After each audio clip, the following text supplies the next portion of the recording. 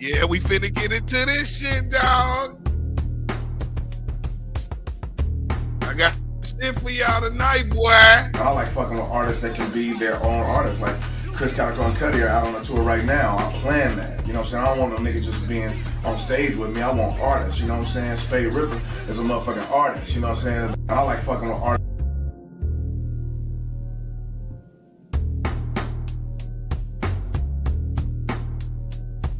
Boy, wait till y'all see this shit I got tonight.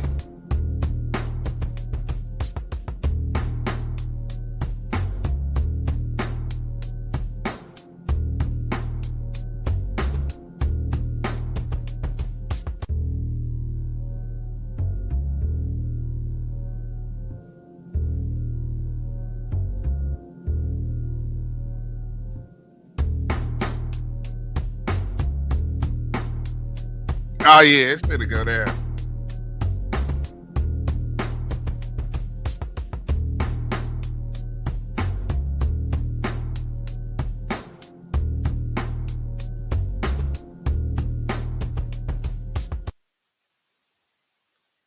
Oh shit. Oh shit.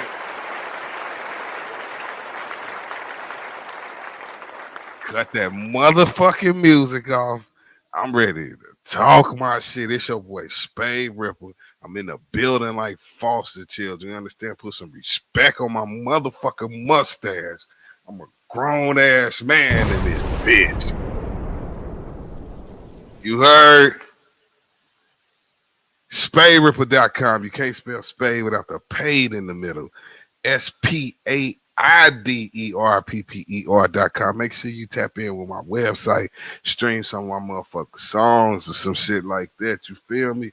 Because a nigga still trying to run that shit up, dog. You know the hustle don't stop.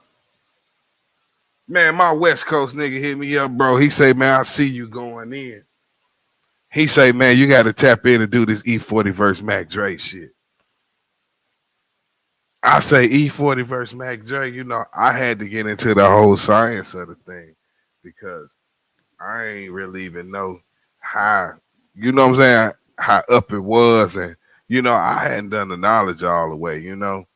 So, you know, he got me down the rabbit hole, you know, on this beef and, you know, how it affect hip hop today and the effects that it have on hip hop and the way niggas beef, you know, and motherfuckers might not really acknowledge it and, you know, see the similarities and what was going on back then and what's going on today. You know what I'm saying? But that's why I'm here. I'm here to make sure y'all see all the correlation. You know what I'm saying? I'm a scientist with this shit. You heard? Yeah.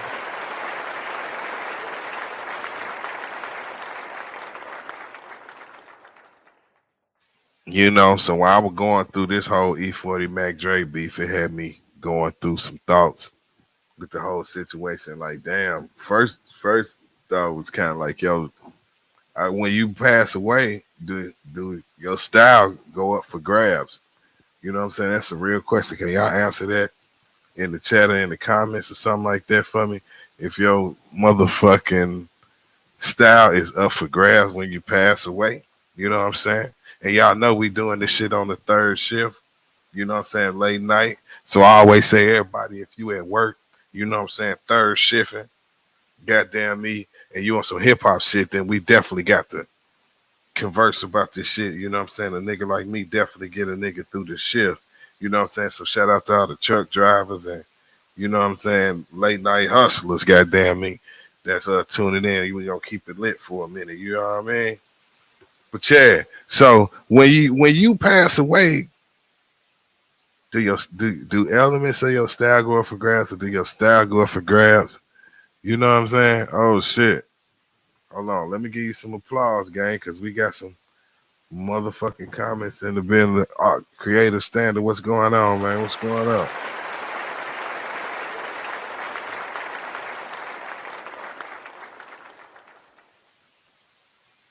Shout out to Creative Standard. We dropping that 3. Yeah, we doing this third shift thing. You know what I mean? It go down like this, like always. You heard? What's good with it, gang? But yo, so boom, so check, man. Like, it's like, do a nigga really be paying homage when he say he paying homage type shit after you pass away? Or is it like a nigga just running with the sauce? You know what I'm saying? Because, it's niggas in Mac Dre camp that feel like this nigga was running with sauce. You heard? And he feel like E-40 might feel like he ain't running with sauce and he just paying homage. Hold on. The homeboy renegade revolver in this bitch. Hold the fuck on, gang. Oh shit. Man, thank you for returning to the channel. I gotta make you a moderator now, gang. Damn, my dog say I definitely had to tune in early. Oh shit, man. Let me give you another round of applause. Bro, I'm gonna make you a moderator as soon as I get a second here, bro. You know, my rule is, you return to 3 streams, and I put you on moderator status, man. So you got that coming. My dog say for sure, man. Yeah, man, we in this bitch, man. Hey, Renegade Revolve, I'm on my West Coast shit tonight because I'm busting down this E-40 versus Mac Dre shit. And showing, I want to show how it affect hip hop today, because people might not realize how much of the shit that was going on back then is still going on today. You understand what I'm saying? Like, what I'm saying? History be repeating itself type shit, and motherfuckers don't even realize it. You know what I'm saying? But that's what I'm here for, to bust it down. No Diddy. You know what I mean? So I want to get into it, man, because like I say, niggas on Mac Dre side feel like E-40 was running with sauce. So you got to understand, these niggas from 2 different sides of town of Vallejo on some north side, south side shit. And why they might not be blooding and cripping in that motherfucker, they was E-40 really paying homage? That's what I'm saying. We got to get into that, because niggas weren't paying homage. Niggas weren't trying to get down like that and function like that while a nigga was alive. So we really gotta, goddamn me, get into it. I remember he was bald headed. He changed to the dread. See, that's what I'm saying. I ain't realized. Yeah, see, you putting on right now, Renegade Revolver. Thanks for your input. But I ain't realized that he was. Come on, Renegade. What you say? The whole hyphy movie was hot, and now I don't see it as much. That's true, because it's that West Coast shit, it kind of moved away from the mainstream. Them niggas was getting low key kind of powerful, but what I ain't realized is, like I say, them niggas from 2 different parts of town. You know what I'm saying? Crestwood and Hillside, which is like the north and the south. You know what I'm saying? With the Crestwood being the north and the Hillside being the south. E-40 from the south, from the hillside. And see, they not cripping and blooding, but they north side and the south side. And them niggas is game spitters and hustlers, so they kind of like you. It's like when a Crip say cuz, it's like a Crip saying cuz and a blood saying blood, or you know what I'm saying? And then niggas saying, well, that's my relative, instead of saying that's my cuz. It's some shit like that. Like them Crestwood niggas, they got a whole different lingo than them hillside niggas, than them south side niggas. So all of that shit that 40 was saying when he was hitting us with that slang and all of that good game, we got to understand, yeah, that's actual factual. But at the same time, when he was functionating like that, he was shitting on the ops. He was shitting on the north side of town, being with all of the lingo and the slang that E-40 was coming up with. The Crestwood niggas was not using it and could not use it. You understand what I'm saying?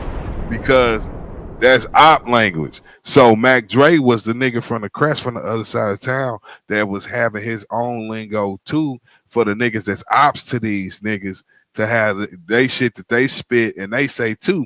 And then you got to do the knowledge on You know what I'm saying? What lingo Mac Dre come up with and how the thiz and shake your dreads and certain elements of hyphy that he responsible coming up for that the same way Southside niggas wasn't thiz facing. You understand what I'm saying? So it's like op lingo and op language. You see what I'm saying?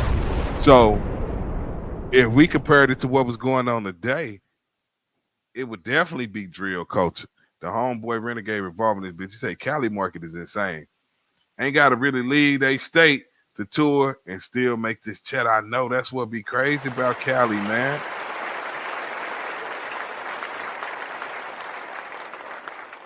That's what be crazy about Cali, homie, because it's such a big ass state, gang, that it be like, what the fuck?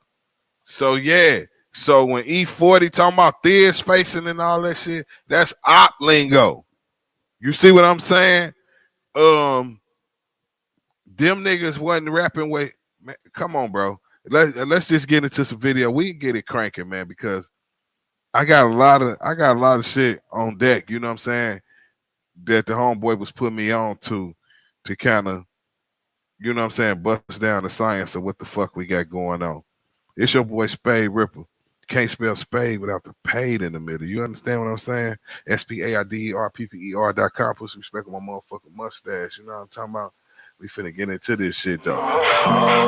Bitch, I'ma pull up with killers that get your mind gone. Everybody won't be killers till it's really time to go and get your slide on. Bitch, I'ma pull up with killers that get your mind gone. What you know about catching bodies in the street and then switching up your time zone? Bitch, I'ma pull up with killers that get your mind gone. What you know about catching bodies in the street and then switching up your time zone? Yeah, so I got this video right here. We gonna start right here, man. I'm gonna pick all this shit apart, no Diddy, and make sure that we get the right synopsis. You know how I do. We gonna comb through it and pick it apart and put it together. You heard? Put some respect on my mustache. Before Mac Dre got murdered, did you guys have any sort of relationship or no? Actually, it wasn't a relationship. We didn't have any problems with each other. Yeah, that's from that VladTV interview. I got that VladTV interview on deck. You know, man, I'm a player, man. I'm thugging on this YouTube shit, man. I'm fuck around just playing straight from VladTV. We were in the midst of being grown ass men, trying to do like a Vallejo compilation and put some shit together. You know what I'm saying? And I ain't saying that this is false right here. And this is the honest to God truth. People try to make certain people because they fell off. They want to say certain shit about E-40 and Mac Dre like we were the worst. I never had a problem with Mac Dre. Dre last song, what was it on? See, this is one of the homies from the Crestwood right here, Dubee, and he's speaking for the Crest side, for Mac Dre side. He one of the artists that were functionating with them, but we gonna get into him too. No Diddy, I got all the homework for us. What's really going on was Young Brother Down to Break It for Everything. And Mr. Flamboyant is a song I never sang. I'm not with the... See, them is Mac Dre lyrics that he told. Hold on, Renegade Revolver back in this building. Hold on. What you got going on, gang? My dog in this bitch. Yeah, we finna ride this shit out tonight. No Diddy. Chill, son. And the Cali homies cheating. Renegade Revolver saying. They state is almost the length of New Hampshire to Florida. Damn, I ain't never even thinking that you right, dog. It is the whole fucking coast. Like, you just put it in perspective for me when you said it like that, no Diddy. Click shit, straight with the sick shit. And any South sucker, I'm ready to get with. Romped out, crushed down. Okay, he banging. You got a song where you say, you see what he's saying? That's the shit that Mac Dre was saying. This shit, all the way back when E-40 had Mr. Flamboyant album out. Young Brother Down to Break It for Everything. And Mr. Flamboyant is a song I never sang. I'm not with the click shit, I'm straight with the sick shit. And any South sucker, I'm ready to get with. Romped out, crushed down. Okay, he banging. You got a song where you say, I wouldn't rob a bank for publicity. See? I went in the bank, they pressed the button. See, that's what I'm saying. E-40 didn't keep it tall on that VladTV interview, he wasn't owning up to the lines he was saying back to Mac Dre, bro. And when you lie, that means you got something to hide. You feel me?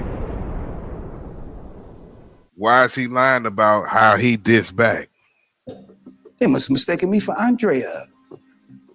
So, okay, you shot back. You shot back when you cut in jail, though. Get stupid, get stupid, get stupid, get stupid, go stupid, go stupid, go stupid, go. CS. What up? See what I'm saying? This is op lingo that he using, y'all. Nah, that ain't no Vallejo shit. That's just like me. I'm from St. Louis, Missouri, right?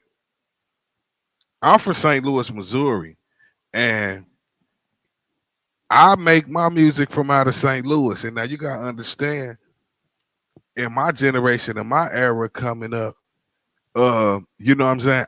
I'm coming up at the same time as what's the nigga's name? Man, what the fuck is these niggas' names? Y'all know the fuck I'm talking about, the lunatics. I'm coming up at the same time these niggas coming up. You feel what I'm saying? And just like the whole shit when Nelly came out and they took the lingo for him when we say dirty and he ran with it, he went and made his label. He went and named his whole record company Dirty Entertainment or some shit like that because dirty was like some lingo that street niggas was using and was using in the streets here. I see Merch TV up in this motherfucker, man. Let me give you some applause.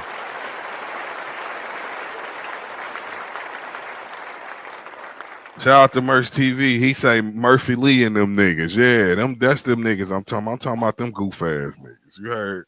That's what I'm talking about. Don't let that shit go over your head.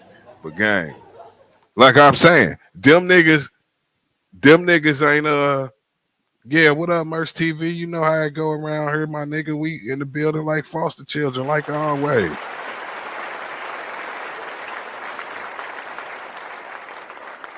Can't spell spade without the paid in the middle though. SPAIDE. You heard? But yeah, the Murphy Lee and all them niggas. I'm just trying to make the point and the correlation between.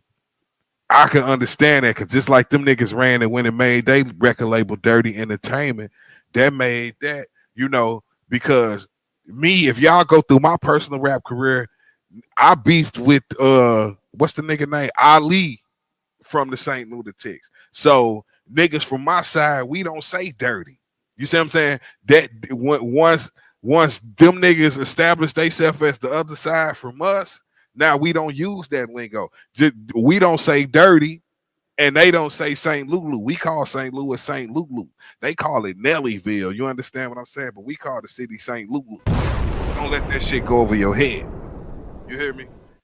And my side is the real side. Don't let that go over your head either.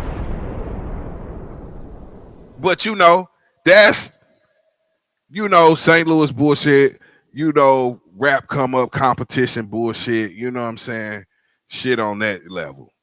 So I'm just using that to say I understand and I can't compare and relate to the situation where like, all right, just because it's some rap niggas from your city and they popping, they got some lingo, that don't mean that we use it or everybody use it. So all that go stupid and go dumb shit, that was op lingo for niggas from the south side, niggas from the hillside. You see what I'm saying? So it's a fair question to say, well, damn, is he paying homage or is he stealing? So, okay, you shot back. You shot back when you cut in jail, though. Get stupid, get stupid, get stupid, get stupid, go stupid, go stupid, go stupid, go. Hold on, let me get back into this. Renegade asking the question. He say, how y'all view Nelly? What's the what? What's the Midwest perspective on him? And how did the Lunatics What's the Midwest? Okay, I'm trying to understand what you're saying, bro. You might have to type it or finish your statement. How y'all view Nelly? What's the, I guess that's Midwest perspective on him, and how did he be? Man, Nelly a Frankenstein, gang. Let's just be clear, man. I mean, is he one of, did he sell some of the most records in history? Yeah, you know, but he was the first Drake. You understand? Don't let that shit go over your motherfucking head. You know what I'm saying? Before Nelly was a hustle. Nelly don't write no raps. Nelly not an artist for real. Nelly not an MC. He a face. He a performing artist. You feel what I'm saying? He a good looking nigga. You know what I'm saying? He a avatar. You understand what I'm saying? So us real MCs in St. Louis, of course we felt the way because we knew that the rest of the niggas in the group was writing for him and propping him up. And you know what I'm saying? We knew it was a hustle that they was pulling off on hip hop. And you got to understand, he came out in 99. It was a point in time where it was not okay to have 4 ghostwriters.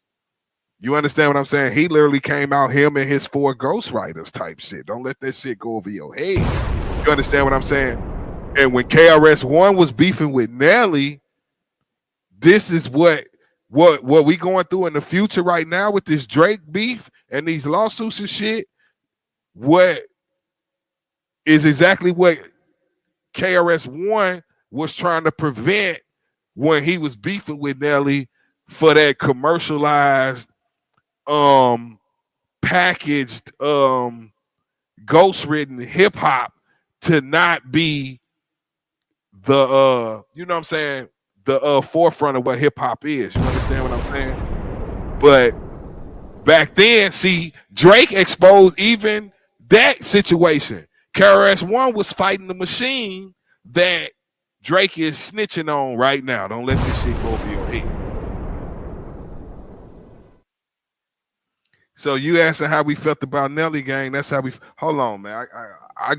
I got a new commenter in the chat, so I definitely owe you some applause.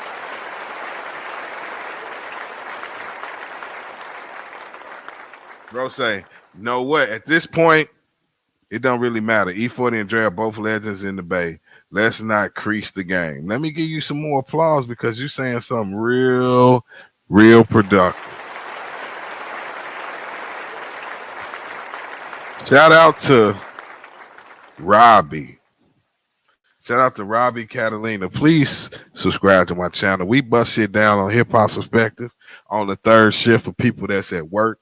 You know, the truck driver homeboys and the warehouse workers and shit. You know what I'm saying? And we bust down and we talk about hip hop and we do our due diligence with this shit. But you know, you right, but we have to go over these things because at the same time, these are the greatest moments of hip hop, and these are the things that shape the culture. And if you stick around, my angle with this shit was trying to show how drill rap is not a new thing; it's just a new title. It's just the way that people who don't come from this culture use hip hop and put it in a file cabinet so they can understand it. I hope they don't go over their head. Because there's nothing new about it. You know what I'm saying? Niggas been dissing the other side of town, saying fuck niggas, dead homies, and all that shit. And I feel like this E-40 Mac Dre shit really can show how nothing is new under the sun, even with the SIG tapes and shit like that. Like niggas been dropping tapes and dissing another nigga hood. That ain't just start with King Von and these niggas and Chief Keef and these niggas. You heard? Yeah.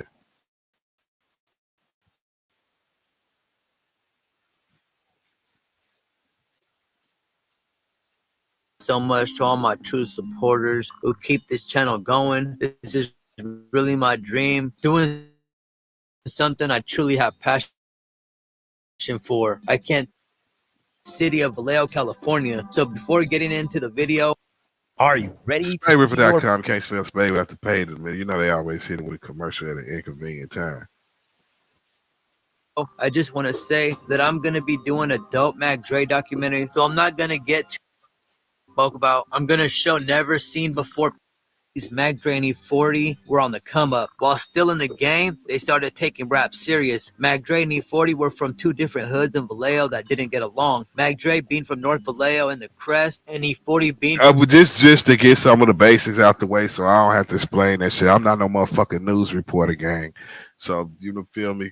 But Brody, you know, he laying the basis for us, getting some of the facts down for. South Vallejo and the hillside. There is no connection with both rappers, but before we get into all that, in the Crest, they had their own crews coming from different streets in the whole hood, and before they all came together as one, they had inner beef going on that wasn't too serious. Before Mac Dre started popping with the whole rap thing in the Crest, Rick Daddy, who was also from the Crest, was doing his thing making tapes for the hood. Mac Dre wasn't just yet doing his thing with the rap, and he was still also new to the hood. Mac Dre wasn't originally from the Crest. After he was born in Oakland, Mac Dre's mother moved to East Vallejo, which wasn't a hood. Mac Dre went to Hogan High School that was closer to where he lived at, but a lot of students from the school came from the Crest. So that's where Mac Dre met a lot of his friends that were from the Crest, which led to him kicking it in the Crest, where he learned a lot of his game from. Mac Dre later started repping the Crest, making a name for himself, and would be one of the starting members from the Romper Room crew. So before Mac Dre started popping with the rap and making a name for himself throughout the hood, Rick Daddy, being a little older than Mac Dre and originally from the Crest, was known for his underground demos in the hood. Rick Daddy was also known in the hood for rocking parties. Mac Dre and the Romper Room crew were from Leonard Street and Rick Daddy was from Mark Street. Although they were both from the Crest, the hood was divided. Mac Dre started becoming really popular after he dropped the song Too Hard for the Radio, and right after, Rick Daddy decided to make a tape dissing Mac Dre and even diss Kilo Kurt from the Romp. Mac Dre responded with a tape dissing Rick Daddy, and this is where the SIG tape started from. Siggin' or Sig means roast or roasting. The tapes got. See what I'm saying? Y'all see this shit right here? So what the fuck is new about drill? Drill is a new name. It's a new innovative thing. You see what I'm saying? How the fuck these niggas, the Super Sig tape, look, this is hip hop. This shit is a part of hip hop. It always will be a part of hip hop. What year this came out? This came out like 90, nigga. 91. What year did this see? What we talking about some shit from the 80s? Man, somebody, hey, Robin, when did the SIG tape drop? I do my homework. Y'all, if y'all want me to look it up, let me know in the chat. In Vallejo. You working that third shift? Let me get a 3 in the chat. Starting from Rick Daddy and Mac Dre, it got to the point where when parties would go down in the Crest, they would pass out flyers that said no romps allowed. And when the parties would happen, Mac Dre and the Romper Room crew would still pull up. And right when the diss songs would come on in the party, Mac Dre and his crew would get into a fight with Rick Daddy and his peoples. DJ Cease was the popular DJ in the Crest who would record both Rick Daddy and Mac Dre, stop the whole beef between both of them. This real history, this real hip hop history.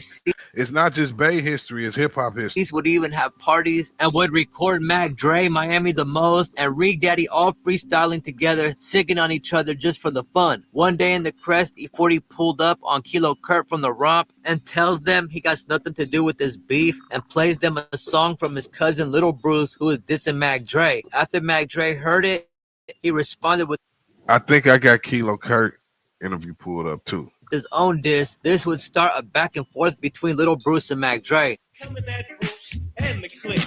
All them fools can suck my dick. Talk real bad about your crippled friend. We can go switchblades, me and you. In my backyard with both the crews, the Romper Room and the clique, man. I bet you punk niggas can't get names. You mixed breed, Korean and black. Is your mama in the kitchen cooking dogs and cats? Say south side, hillside, and the MVPs. If them niggas want some funk, we gon' take it to the CCC. Let me. Your crippled friend, she ain't tripping. The bitch doing things in the Special Olympics. The Mac, PSD, and Rick Daddy would make their own SIG tapes dissing Lil Bruce. Lil Bruce was dissing everyone from. See, y'all hear that? Y'all hear how they getting at each other? Y'all hear how they getting at each other? Dissing each other's side of town. Yeah, it's also old school shit. But at the same time, it's the Crest all by himself. E-40 and the clique would stay out of it. Check out E-40 and the clique, y'all.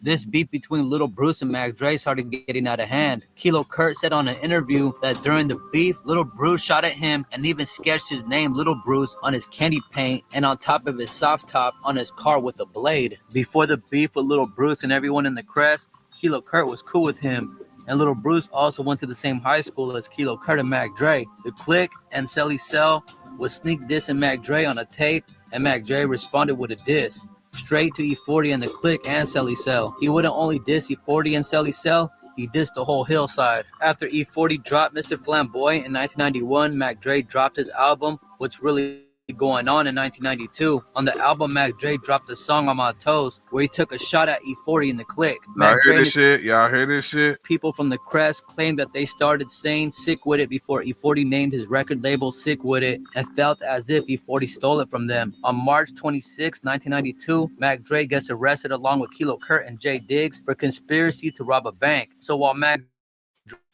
Dre's in jail, it stopped his rap career, and at the meantime, E-40 started coming up. E-40 then dropped his first solo debut album titled Federal, November 10th, 1992, which later on, Dubee felt that it was strange that E-40 dropped an album named Federal right after Mac Dre catches a federal case and goes to the feds for 5 years. On the album, there was a few Mac Dre disses. On one song... See what I'm saying? If it's going over your head, it's going over your head back then. I was a little nigga back then. I wasn't old enough to comprehend this shit when it was going on in real time. I ain't gonna hold you. Let's be clear, you know. But I'm going. That's why I'm going back over this hip hop history type shit. Like, yo, so this is what this shit mean. You know what I'm saying? This whole photo shoot, this whole album concept is a sneak diss to Mac Dre. You see what I'm saying? He rapped about how he was in a bank to cash a check and the bank teller wasn't giving him no respect and was stereotyping him. The bank teller Yeah, I said, wait a minute, baby, you mistaken me for Andrea. then presses the button a bank teller would press if they were getting robbed, and E-40 says how the bank teller must have been mistaken. I'm a little disappointed where I'm at right now because, you know, I just want... SpaideR.com, can't spell Spade without the pay. You heard SpaideR.com. He then says how he wouldn't rob a bank for publicity. I said, wait a minute, baby, you mistaken me for Andrea. I'm not a frail rat here, wannabe. I wouldn't rob a fucking bank for publicity. E-40 said Andrea because Mac Dre's real name is Andre, and he said Andrea disrespected Mac Dre, giving him a female's name. E-40 also said he wouldn't rob a bank for publicity, dissing Mac Dre for being arrested for conspiracy to rob a bank. See what I'm saying? This right here is all the shit that E-40 was not owning up to on VladTV. Why he didn't keep it all the way tall? You see what I'm saying? When we pull up the VladTV interview, he get to saying they didn't have beef and niggas only bringing it up because they fell off. You see what I'm saying? I'm gonna pull it up. I should pull up right the fuck now. But let's see, because dude laying the foundation for us. On the Federal album, E-40 took a few more shots at Mac Dre, even saying California living can't with me. Mr. Flamboyant, oh yeah, that's right, nigga. California living can't fuck with me. Mac Dre and the Rump hears the E-40 diss while they come on, man. They was getting down through there. Niggas was sending shots, right? They were in jail, but Mac Dre couldn't do much being in jail and going through everything he was going through. Years pass and Mac Dre gets out of prison. Mac Dre's partner Miami the Most had a good friendship with Little Bruce, even though Mac Dre and Little Bruce had their little beef back in the day. So Mac Dre asked Miami what's up with Little Bruce. Miami the Most told Mac Dre that Little Bruce was like forget rapping and he was a pimp. So Mac Dre told Miami the Most that he wanted to see it for himself and to take him to Little Bruce. Miami the Most takes Mac Dre to Little Bruce's house, and Mac Dre and Little Bruce chopped it up, and he was telling Mac Dre how he was pimping now. 3 weeks apparently this Little Bruce nigga is E-40 cousin. later, Mac Dre pulled up on Little Bruce with 3 white females, telling Little Bruce that he's getting it out of a female now also. This is when Mac Dre started the whole pimp/rapper. Where's Little Bruce now? Is he passed away or in jail? persona. Mac Dre was always a Mac, but now he was a real pimp. While Mac Dre was in prison, his cellie was a pimp from Filmo named Chuck, who laced Mac Dre up with a lot of pimp game. Mac Dre was even curling up his hair with rollers while he was in prison, so when he got out of prison, he met up with Little Bruce and he was ready to pimp. So that's how Mac Dre and Little Bruce became good friends. Mac Dre would even become cool with Be Legit from the Click, and Little Bruce and Be Legit would be featured on the song Valley Joe on Mac. So if you following, him and Little Bruce was beefing at first because Little Bruce is from the other side. He from the side where he from the hill. He from where fucking where E-40 from. That's E-40's cousin. You see what I'm saying? But after he got out of rap, and I guess Mac Dre went to the feds when he got out.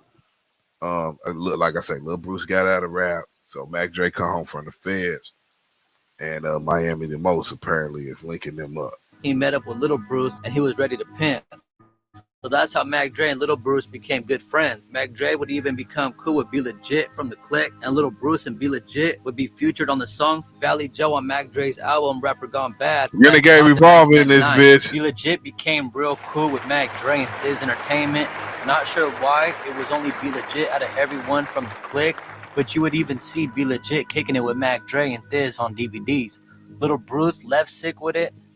So E-40 brother and cousin had a relationship with Mac Dre. After having some issues with E-40 and the label, and joined Mac Dre and his label, becoming a part of Thiz Entertainment, and Little Bruce dropped an album off Thiz Entertainment in 2003. He would also be starring on Mac Dre's DVD Trill TV that came out in 2023 also. Something a lot of people don't know is how Mac Dre and E-40 were cool before Mac Dre passed away in 2004. I read in a Mac Dre interview where he said that he would call E-40 by Charlie Hustle, and he even pulled up on E-40 a few times at a recording studio. Mac Dre and E-40 were both bosses and were both way past the old beef from back in the days. Mac Dre even pulled up on E-40 at a video shoot for the song Quarterback and featuring the clips. Mac Dre was also featured on E-40's Artist Turf Talks album. When Mac Dre passed away, this instantly dropped the Mac Dre and the Mac Mall album, The US Open. Mac Dre and Mac Mall just started being cool again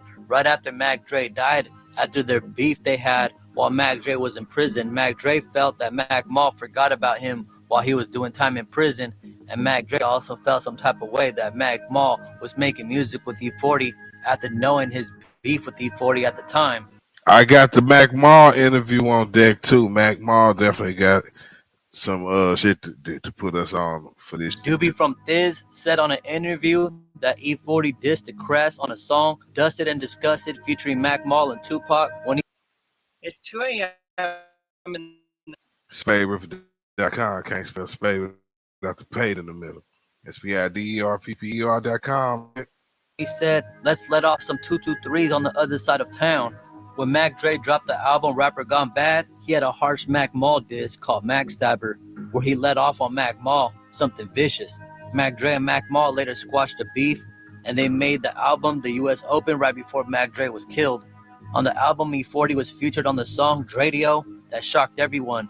E-40 didn't actually make the song directly with Mac Dre, but his verse was added to the song after the passing of Mac Dre. But this didn't mean everybody felt the same about E-40. Dubee from Thiz dropped an album in 2008 where he dissed E-40 bad because he felt that E-40 ran off with Mac Dre's style after Mac Dre died. On the E-40 song, Hold the fuck on. Hold on. We got a new comment in this motherfucker. Let me give this nigga his due motherfucking applause.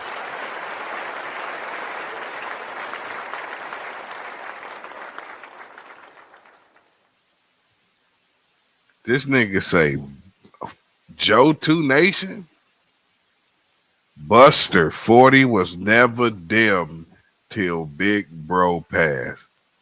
First and foremost, let's establish exactly who the fuck the Buster is you talking about here.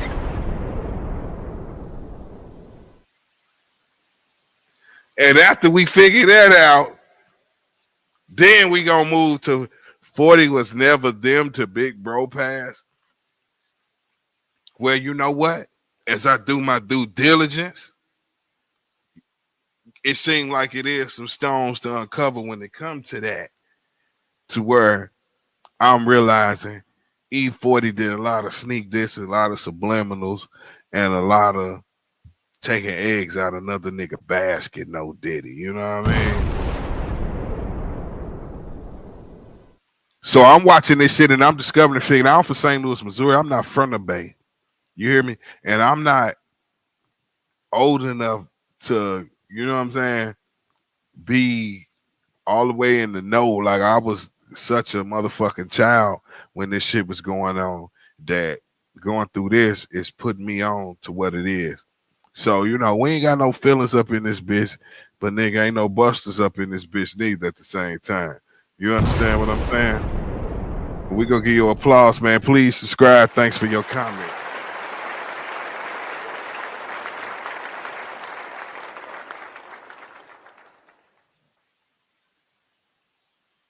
Let's get back into this shit. SpaideR.com. 40 was rapping about ghost riding the whip, this face, and stunner shades. He even mentioned growing dreads, which he really did after the song. E-40 started doing hyphy music. Go stupid, go. Now this, which didn't really fit his style, like he was really definitely riding Mac Dre's wave. Dubee from Thiz would later speak about his issues with E-40 on an interview. Mac Dre died. See, that's what I'm saying. Soon as Dre died, let me see you shake dreads. Ghost ride the whip. Thiz face. I'm in the car and I'm taking the CD out and the radio come on and I hear this. I'm like, what? Who the f is this? Yeah. Whose song is this? That sound like 40. That's what I didn't respect. Yeah. If 40 was dead, I wouldn't respect Dre for now you saying this. Yeah. You know what I mean? If you go to Magazine Street, Hillside, jump out, ghost ride the whip, Thiz face, them gonna tell you where you think you at. This ain't the Crest. Yeah. So see what I'm saying? That's where my respect was lost. I'm not a Cali nigga, I'm not a Bay nigga, but you see what he's saying? You can't even see, they got us thinking that the whole Bay and shit is with this hyphy shit and shake the dreads and go dumb and like that's like some universal culture shit. But he's saying, nigga, in reality, if you go to E-40's area or E-40's neighborhood and you talking about some Thiz face and shake the dreads, they be like, nigga, where you think you at? You ain't in there, motherfucker. See, that's some shit that come from Mac Dre part of town. You know what I'm saying? So that's just the shit that make it weird.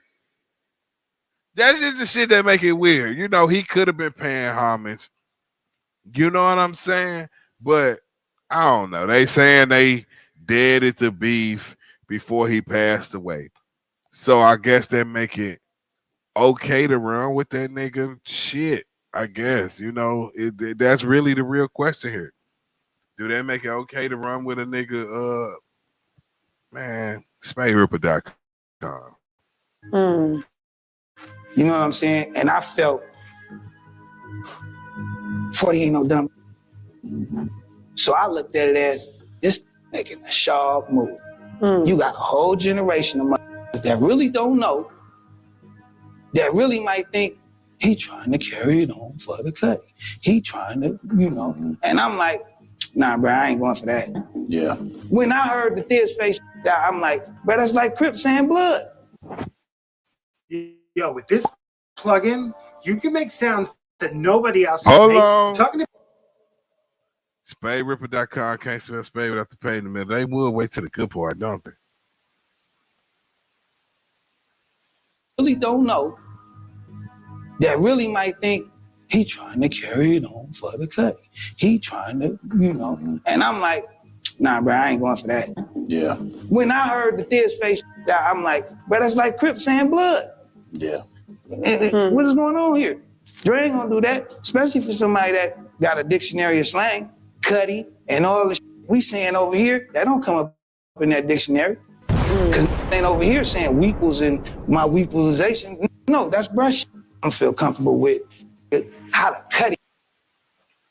Hold on, we got comments in this bitch. Let me get back to the comment section. Yeah, Renegade Ross say, wow, yeah, see, shit get deep, don't it, bro?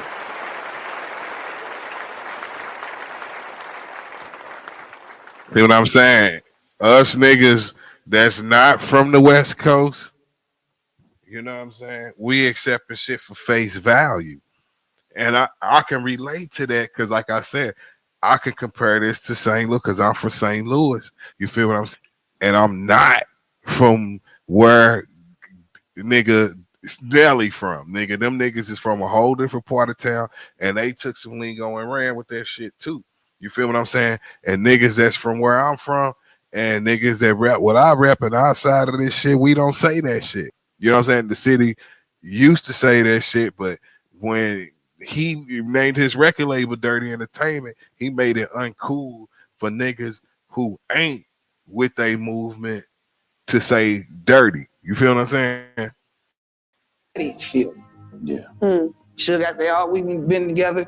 You going for this? You was with Thea's face? Check your dreads? Yeah. Ghost Ride the Whip?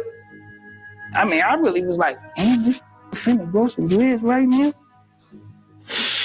Cut them dreads off and went right back to the real E-40 real fast, huh? Little Bruce, who is also E-40's cousin, also dropped a full album dissing E-40 and breaking down their issue. E-40 seen Little Bruce at the Bars Award in 2006 and tried to holler at Little Bruce on stage while E-40 went up to perform. He said it sounded like E-40 got a new wind on that album.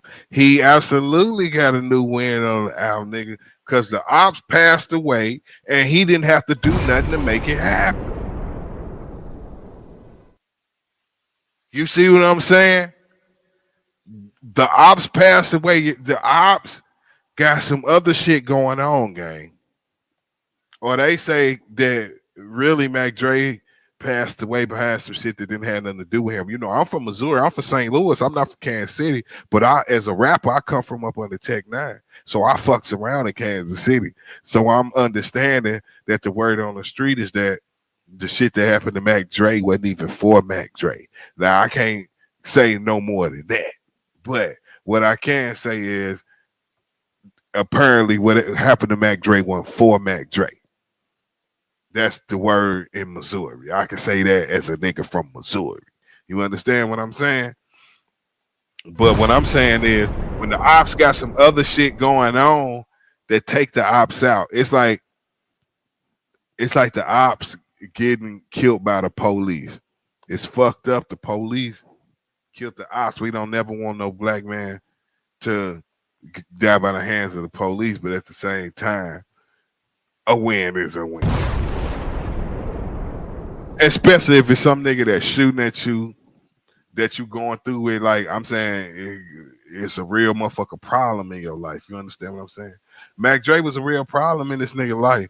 Yeah, he was in the midst of trying to squash it, but you gotta understand, E-40 was winning the war early. You see what I'm saying? So all through the early 90s, what we talking about 90, 91, 92, 93, 94, 95, 96, 97, 98, 99, 2000, 2001, 2002, 2003. E-40 was running up his catalog as an independent hustler. That's why he got so many independent albums. E-40 was winning the world. He was winning the war early. So he got first lap. But Mac Dre and the hyphy movement was the next leg in the race. Okay, you got your shit over. You a pioneer. You a foundation. Now let me evolve and take this shit to the next level. Renegade Revolve say, Hope 40 Water don't have a finger on what happened to Dre. Nah, he don't got no finger on what happened to Dre. Like I say, I'm from Missouri. And I can tell you as a nigga from Missouri, the word on the street is what happened to Mac Dre wasn't for Mac Dre. You understand what I'm saying? Mac Dre wasn't the only motherfucker in the vehicle. You see what I'm saying? Don't let that shit go over your head. It wasn't. That was apparently supposed to happen to somebody regardless. You heard? Yeah. That's facts. He say, "What? Yeah, that's facts, my nigga. I'm telling you, it's facts. Don't let this shit go over your head, nigga." That's crazy. Yeah, it is crazy, bro. But you know, Mac Dre don't know. He out of town doing a show, man. But you know what I'm saying? At the same time, you know, you never know what the next nigga got going on. I heard Yuck told him to get out the building that night. I can't confirm or deny that, to be real with you.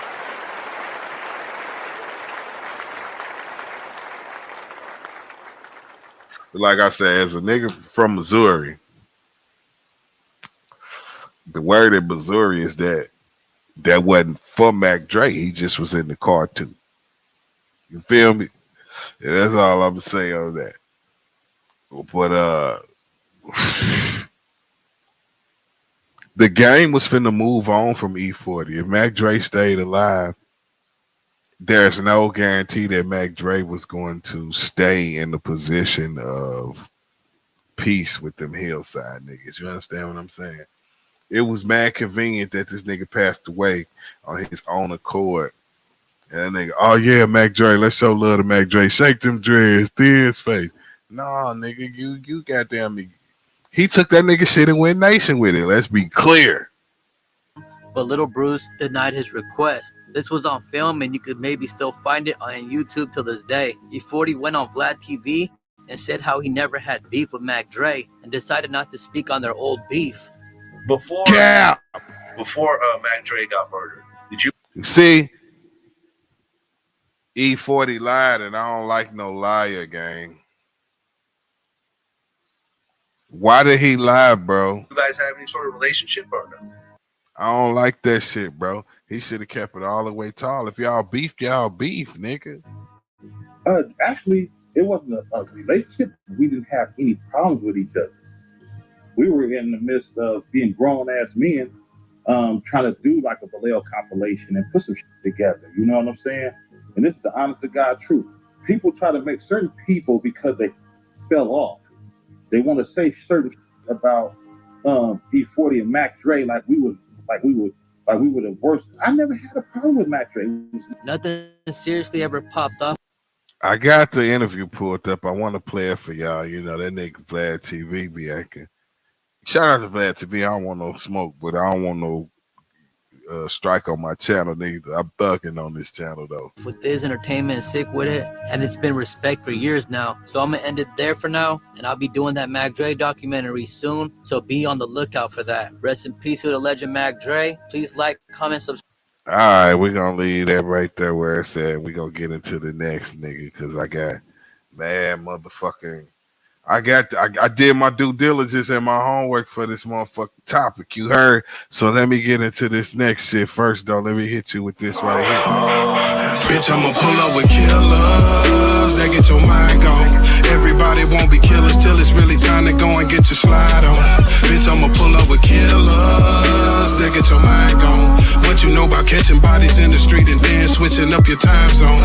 Bitch, I'ma pull up with killers that get your mind gone. What you know about catching bodies in the street and then switching up your time zone?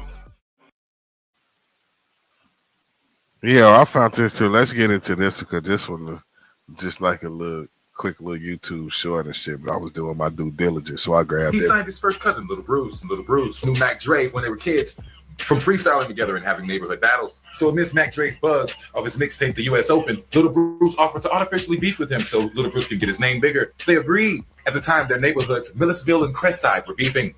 Little Bruce now drops a diss towards Mac Dre over the LL Cool J's Delivered of Don B. Things start to really get bad in the streets amidst this artificial war. Dre now mentions E-40's name in the song. E-40 goes to his cousin Little Bruce and says, hey, you guys need to stop this. This is disrespectful and I'm not that type of rapper. Little Bruce continues the beef. E-40 now drops Little Bruce from his label.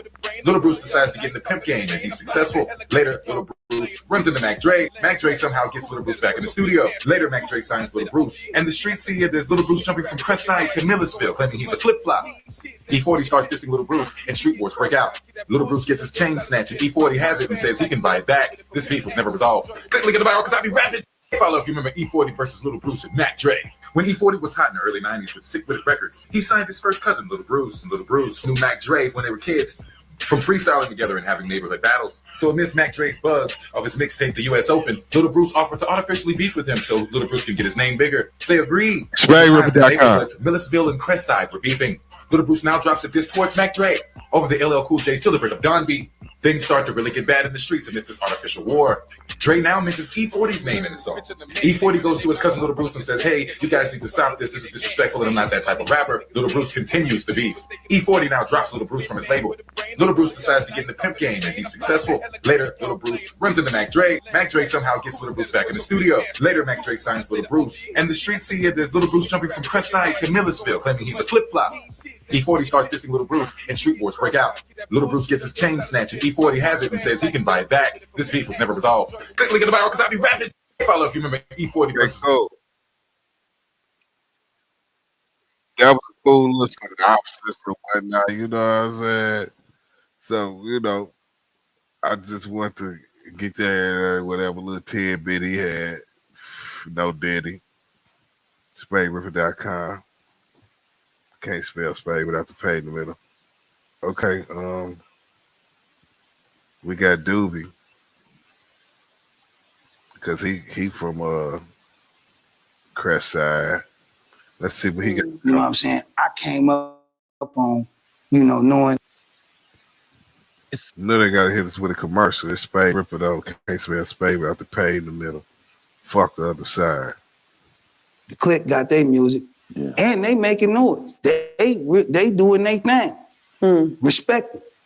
That's over there. Yeah. So we need to build up our over here. Because over there, they doing their thing. Right. Yeah. You feel me? So the respect for us, like I say, I can respect over there. Yeah. You know what I mean? Yeah. Now. Let me see if I can speed this shit up a little bit for her. In the midst of the Super Sig days, when, you know, when I was 15, Mac Dre and Rick Daddy was going head to head. Rick Daddy, old school rapper from the Crest, like I say, Dre was new. Yeah. Rick Daddy pushing the line, who is this nigga? Whatever. Rick Daddy attacking around, whatever. Dre rapping back, they rapping about the dead, they talking about each other. Mama, daddies, the whole nine. I'm hilarious. Going in. They rapping about the dead, niggas, mamas, all that. That's what I'm saying. Ain't nothing new about motherfucking drill culture. You understand? Or drill rap. That's a new word. That's a new name. That's the rebirth of some shit that didn't already happen. Niggas been dissing niggas dead homies and niggas mamas and shit. Way back then. You hear this shit, nigga. We talking about the 80s. I say Dre was new. Yeah. Rick Daddy pushing the line, who is this nigga? Whatever. Rick Daddy attacking around, whatever. Dre rapping back, they rapping about the dead, they talking about each other. Mama, daddies, the whole nine. I mean, hilarious. Going in. You feel me? For real. So now by the time I go get to high school, now it didn't kick in where it's the Crest versus basically the Click. Now, that is where my respect for Lil Bruce come in at. Out of all of them, Bruce was the only one up to bat saying something. You know what I mean? Bruce song about Dre, P.S., the Mac, Rick Daddy, everybody from the Crest shooting at Bruce. Talking about the dead, everything. They saying shit about the Click too. Ain't nobody saying nothing back but Bruce. Dre go to jail. Right? Dre last song, what was it? On What's Really Going On was Young Brother Down to Break It For Everything. And Mr. Flamboyant is a song I never sang. I'm not with the Click shit. I'm straight with the sick shit. And any South sucker, I'm ready to get with. Ramped out, crest down, motherfucker. Okay, he banging. Yeah. You feel me? Mac was getting at them niggas. Don't let that shit go over your head. Yeah. Now, the answer back wasn't no answer back. But now he catches federal case. Boom, he go to jail. Now, all of a sudden, nigga catch a federal case, your album named Federal. Now, you got a song, and you put Mac Mall on the song. Let's let off some 223s on the other side of town. Fuck you think the other side of town is? Yeah. You feel me? Okay. You got a song where you say, over your I head. went rob the fucking bank for publicity. I went in the bank, they pressed the button. They must have mistaken me for Andrea. So, okay, you shot back. You shot back in the Cuddy in jail, though. Okay, but that's, you over there. So what? I can't say don't shoot back. You know, this like A Crip, a Blood, nigga. You got nigga, they own Blood shit, they own Crip shit. That's what it is, nigga. They don't gotta get along. Yeah. Cool. Now, okay, all that funk can really like die down. Niggas is making music. Fast forward to you got this, you got, you know, the Click or 40, Sick With It, Pig on the Necklace, whatever, right? Got you. Cool. Pig That's on over the there. necklace. Don't let that shit go over your head. Mac Dre died. Soon as Dre died, let me see you shake your dreads. Ghost Ride Your Whip. Dead's face. I'm in the car and I'm taking the CD out and the radio come on and I hear this. I'm like, what? Who the fuck is this? Whose song is this? That sound like 40. That's what I didn't respect. Yeah. If 40 was dead, I wouldn't respect Dre for now you saying this shit. Yeah. You know what I mean? If you go to Magazine Street, Hillside, jump out, Ghost Ride the Whip, Dead's face, them niggas gonna tell you, where you think you at? Nigga, this ain't the crest. So that's where my respect was lost. You know what I'm saying? And I felt. See what I'm saying? So it's a thin line between homage and nigga. You feel me? And taking the nigga shit. 40 ain't no dumb nigga. So I looked at it as this nigga making a sharp move. You got a whole generation of motherfuckers that really don't know, that really might think he trying to carry it on for the cutty. He trying to, you know. And I'm like, nah, bro, I ain't going for that. I ain't going for that. I don't see it that way. Yeah. You know. Now at the same time, that's me personally. I don't push that opinion off on nobody else. You look at it how you want. You feel how you want to feel. This where I'm from. This how I look at it, and this what I'm gonna stand on. You know what I'm saying? So you know, with me, create a standard in the building. Yeah. when I heard the Dead's face shit, I'm like, bro, that's like Crips and Blood. Yeah. What is going on here? Dre ain't gonna do that, especially for somebody that got a dictionary of slang, cutty, and all the shit we saying over here. That don't come up in that dictionary. Because niggas ain't over here saying weeples and my weepleization. Niggas know that's brush shit.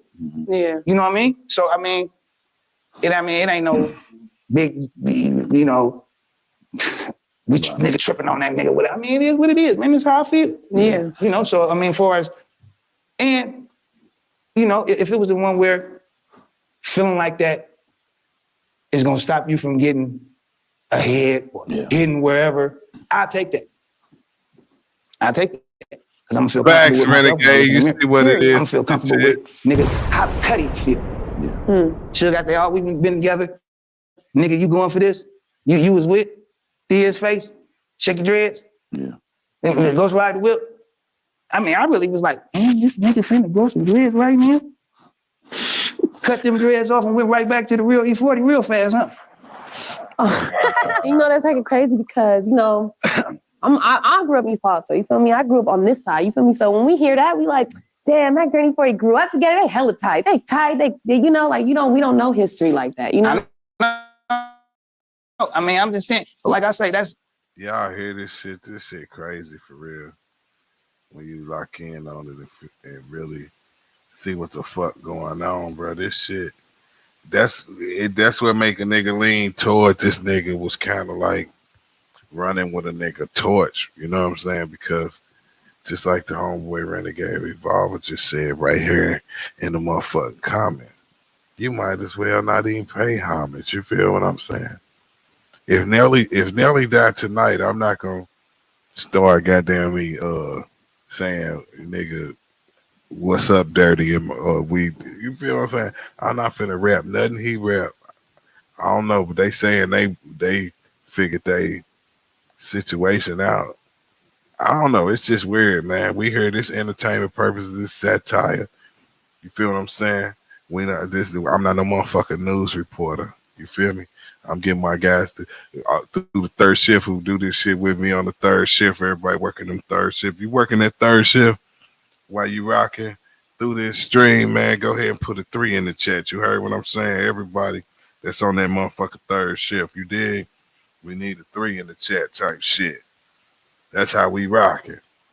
Yeah. Let's get back into this thing because he giving all the game away. He feel away. That's me. Because at the same time, you do got niggas from the press that's older than me. Might have went to school with 40. Might have bought dope and sold dope with 40. Might have a different type of relationship, friendship with 40.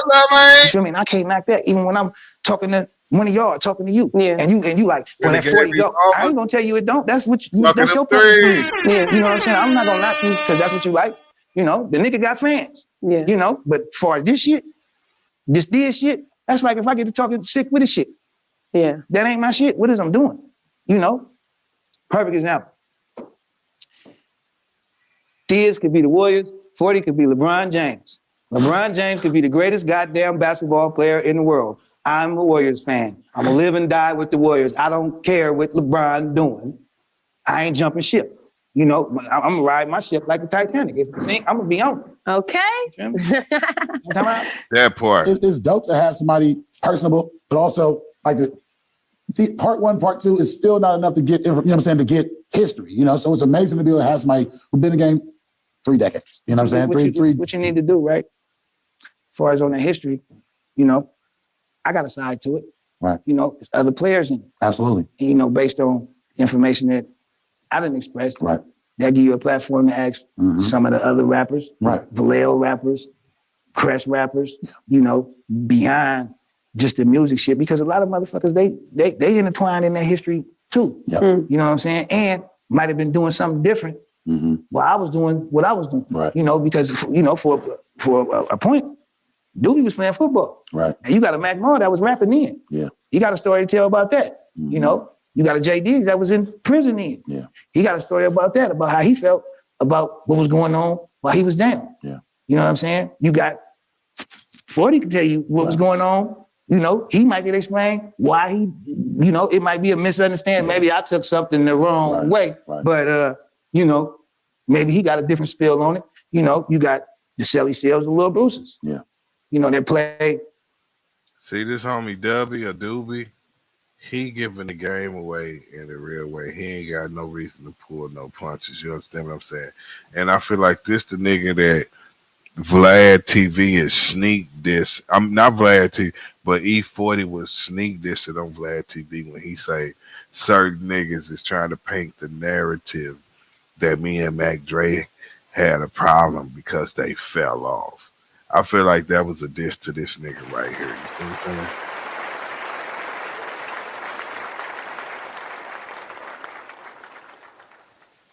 That nigga E-40 a motherfucker, gang. Yo, ain't nothing wrong with winning a game of chess, don't get me wrong. But we just still analyzing the moves on the chessboard. They part. So, I mean, as far as the Lil thing, you know, I don't got all the. Oh yeah, no. You know, but I mean, just to you have get a glimpse. Right, but I mean, just even to get a side. You know what I mean? Like even. But I'm saying, like, you know, like with y'all. Yeah. Y'all really don't have a clue about. Hey yo, in channel news, I just made the homeboy Renegade Revolver a moderator.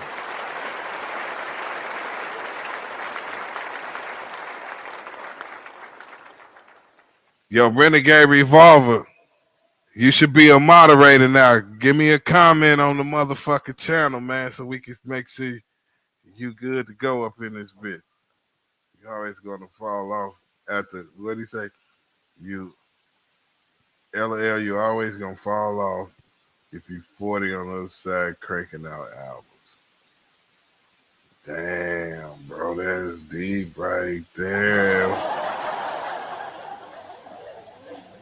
These am. My dog say appreciate it for making them a moderator. Yeah, you moderate a gang now, man. You moderate a gang. You hear me? Yo, Renegade Revolver. A nigga come in the chat tripping, you can assassinate his ass. You hear me? A nigga come in the chat acting crazy, nigga, you can snipe him.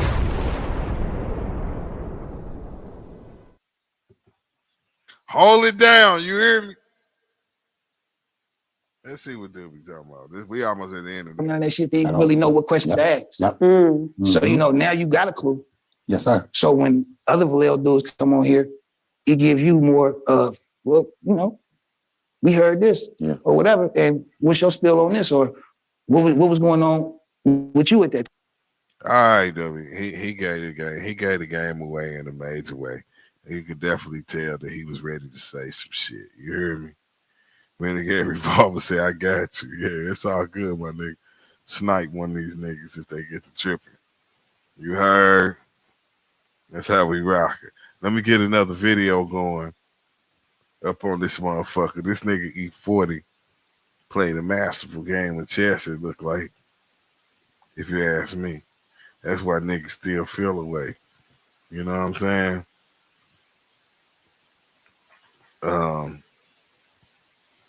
What's this? Oh, I got mad videos put up on this shit, so let's see what this is. Mac Dre versus Lil Bruce, that's E-40 cousin, the one who switched sides, and he helped. Once he switched, he helped Mac Dre get into pimping or some shit like that. What they got going? Bruce, like, that came about, like, we in our neighborhood, the nigga 40 pull up. He said, man, I ain't in it. But my little cousin, boy, I'm gonna let y'all hear it. Man, this motherfucker start taking off on Dre, the Mac, and PSD. And Stevie, the other Steve. So it's 4 niggas he take off in our neighborhood. We like, boy, who is this? We listening? Okay, y'all, this Kilo Kurt right here. He down with Mac Dre also. See, I'm going around, I'm doing my due diligence on this motherfucker shit for entertainment purposes. This for y'all entertainment, man. Goddamn.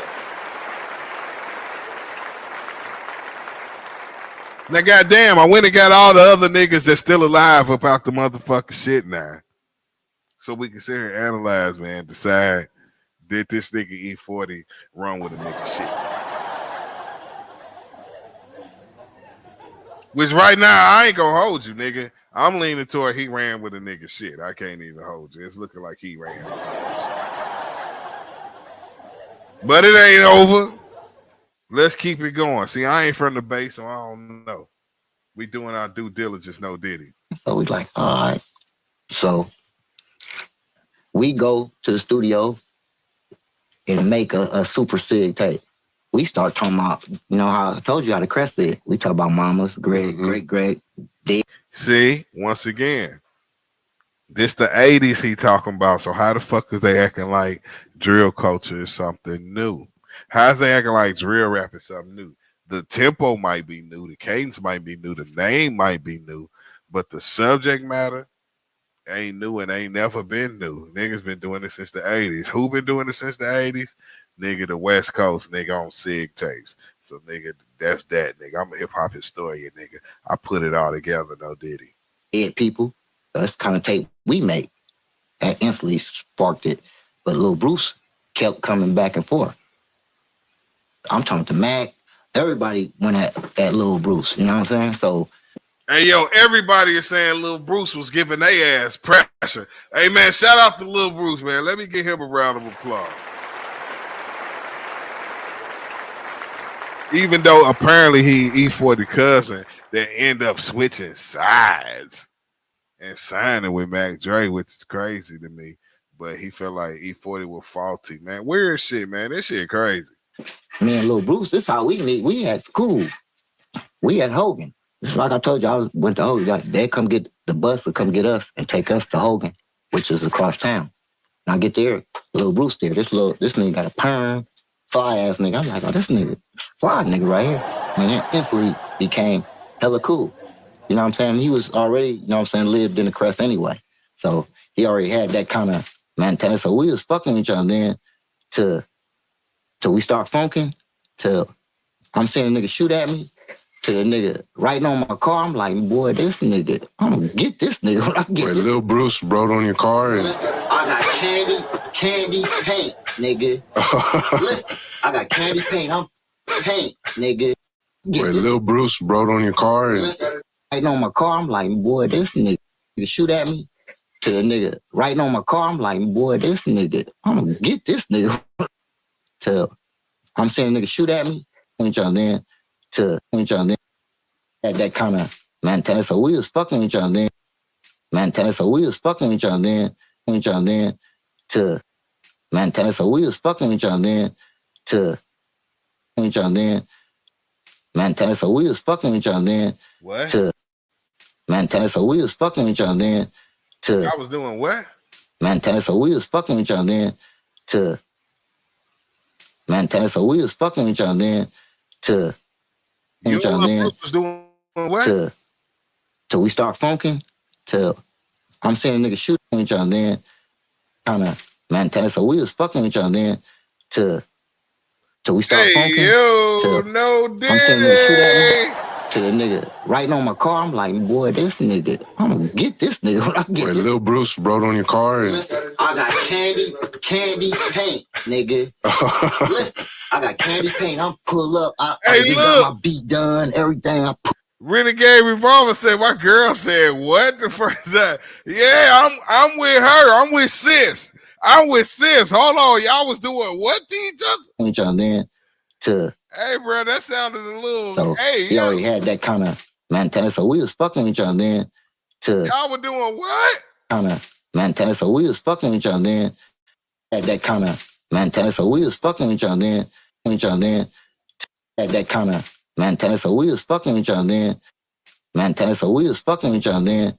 Till we start funking. Diddy, son. No, I'm seeing a nigga shoot at me. Diddy, to the nigga riding on my car, I'm like, boy, this nigga, I'm gonna get this nigga when I get this. Lil Bruce rode on your car and he saying Lil Bruce rode on his car like a bitch. Like that's one of his girlfriends that caught him cheating or something, dog. Y'all was doing what? And then he started riding on your car? Hold on, bro. This the last time right here. I'm saying lived in the crest anyway. So he already had that kind of mentality. So we was fucking each other then till we start funking. Till I'm seeing a nigga shoot at me. To the nigga riding on my car, I'm like, boy, this nigga, I'm gonna get this nigga when I get this. Lil Bruce rode on your car and I got candy paint, nigga. Listen, I got candy paint. Lil Bruce rode on that nigga candy paint like his baby mama or something, son. Motherfucking to the thing was convenient. All the liquor store, all the cutties go. My cutty look, he said, man, this nigga rode in your car? I said, who? Man, I looked, man, this motherfucker done wrote Little Bruce on my candy paint. I said, oh, I'm gonna get this nigga. I'm tired, nigga, where he had to have a motherfucking blade. I know Razor gonna do this shit. And he wrote in my top.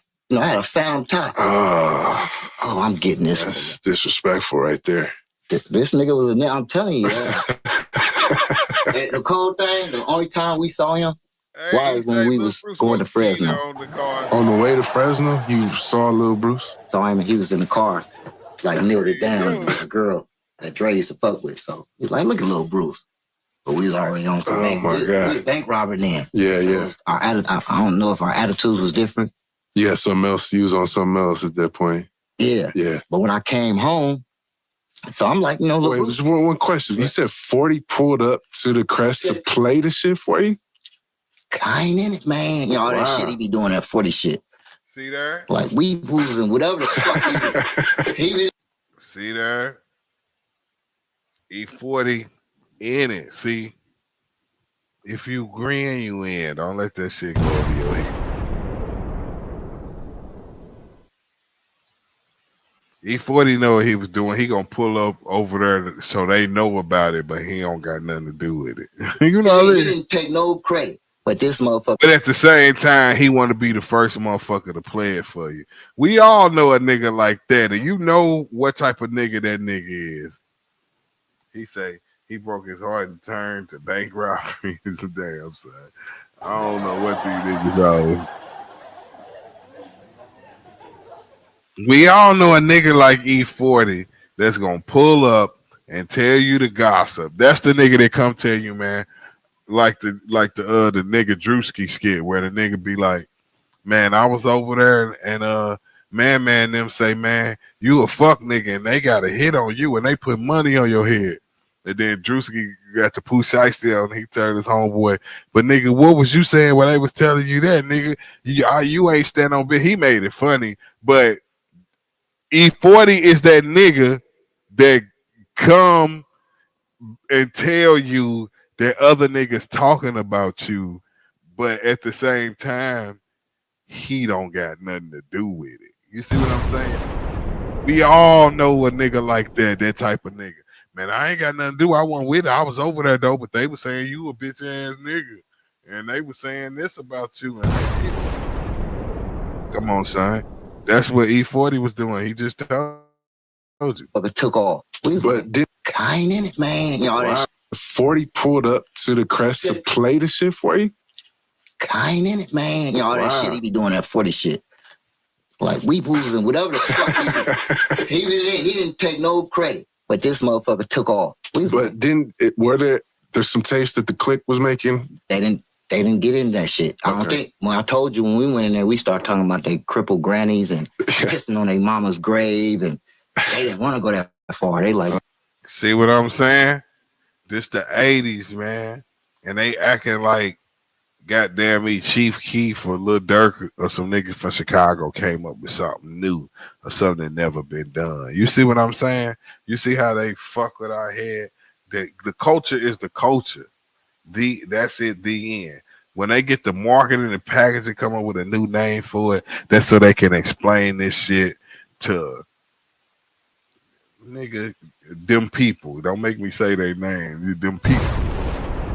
That's so they can have a way to file it in a cabinet to describe it to them people who don't understand the culture without talking about it. We ain't let the world hear this type of y'all tripping. And Oselli Self made some tapes. I don't know. We was in, like I said, the only time I ever heard 40 get at us is when we was in jail.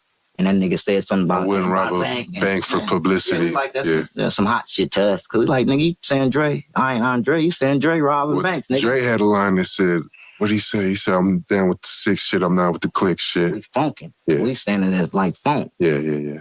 Sick with it. Sick with it. We was on that. That's our word. But Okay. I don't go that far, but yeah. We said it first. Okay. If you go back to history, since you in the history of the Bay. For sure. Yeah, that's why you're here. That's why you're here. So 10 years or so passes, and then all that shit kind of goes water on the bridge. And I'll tell you, when I come home, this nigga Lil Bruce a pimp. Yeah. So Dre already wanted to be a pimp. When we was in the pen, this nigga Dre ended up getting his perm. Shit didn't get rid, wasn't long on his shoulder, but it was like he wearing rollers every day. Yeah. We like, man, Cuddy, man, that shit, because the rollers in the pen, they don't give you. I think I've seen pictures of him in the pen with rollers in his hair. Yeah. Motherfucking blue and pink. Right. So we like, Cuddy, man. He like, I'm setting my hair. This nigga used to be fucking with this nigga named Chuck from Fillmore. Nigga named The Beast. Nigga Chucky Barnes. So that was a silly. So he had Dre on some educated Mac pimp, you know what I'm saying? I don't know if you ever heard like Mac Minister. Yeah, sure. How they talk. Yeah. This nigga named Chucky, they poets with the he's just spilling that shit. So this nigga, that's what Dre used to be in the cell. He got this one of his albums is called Heart of a Gangster, Tongue of a Pimp, and what is it? Yeah. So him and Chuck, so we telling Cuddy, man, like, you can't keep wearing rollers every day, nigga. He's like, I'm setting my hair. So we used to be like, he owned that shit hella tough. So we like, man, fuck that shit. You know what I'm saying? So y'all niggas ain't growing. So he was on some pimp, Silky Slim. They start calling him that in the pen and all this shit. So we was like, all right. So that's how him and Lil Bruce kind of clicked. When I came home, he said, Cuddy, I know you gonna think this Kilo Kurt, by the way. This shit crazy. Me and my Lil Bruce, my pimp partner. I said, what you mean? I said, man, we ain't on that funk shit, man. You can't get out. He started preaching me like, I didn't even say I was on no funk shit, but he telling me that, the music, and because Lil Bruce was the nigga when he came home. This nigga had I'm telling you, this nigga used to wear suits on stage, 3-piece suits and gaiters, and they was doing their shit. So that's kind of like, I was just getting out to it. Dre, he didn't even get into the Denzel Washington stage yet. He's still trying to really find what he gonna do. Recognize where you got to get. We got our own style.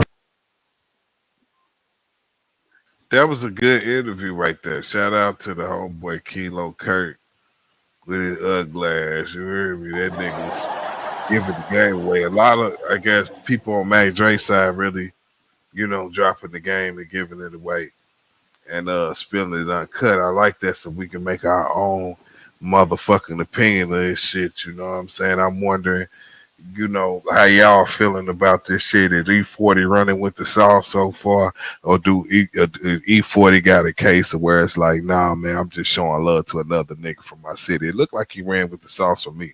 I got another video on that because we doing our due diligence, making it through this third shift. Press 3 in the chat if you still going through this third shift. I'm gonna get this next video going, Spaide. Bitch, I'ma pull up with killers that get your mind gone. Everybody won't be killers till it's really time to go and get your slide on. Bitch, I'ma pull up with killers that get your mind gone. What you know about catching bodies in the street and then switching up your time zone? Bitch, I'ma pull up with killers that get your mind gone. What you know about catching bodies in the street and then switching up your time zone? Okay, I found another Dubee motherfucking interview. And we got the homeboy Renegade. He's still chunking threes in this motherfucker. I'm still in this bitch with you, gang. We rolling this shit out, man. Let me give you an applause. That's my dog. Hell yeah. We gonna see what Dubee, I guess his name Dubee and not Dubee.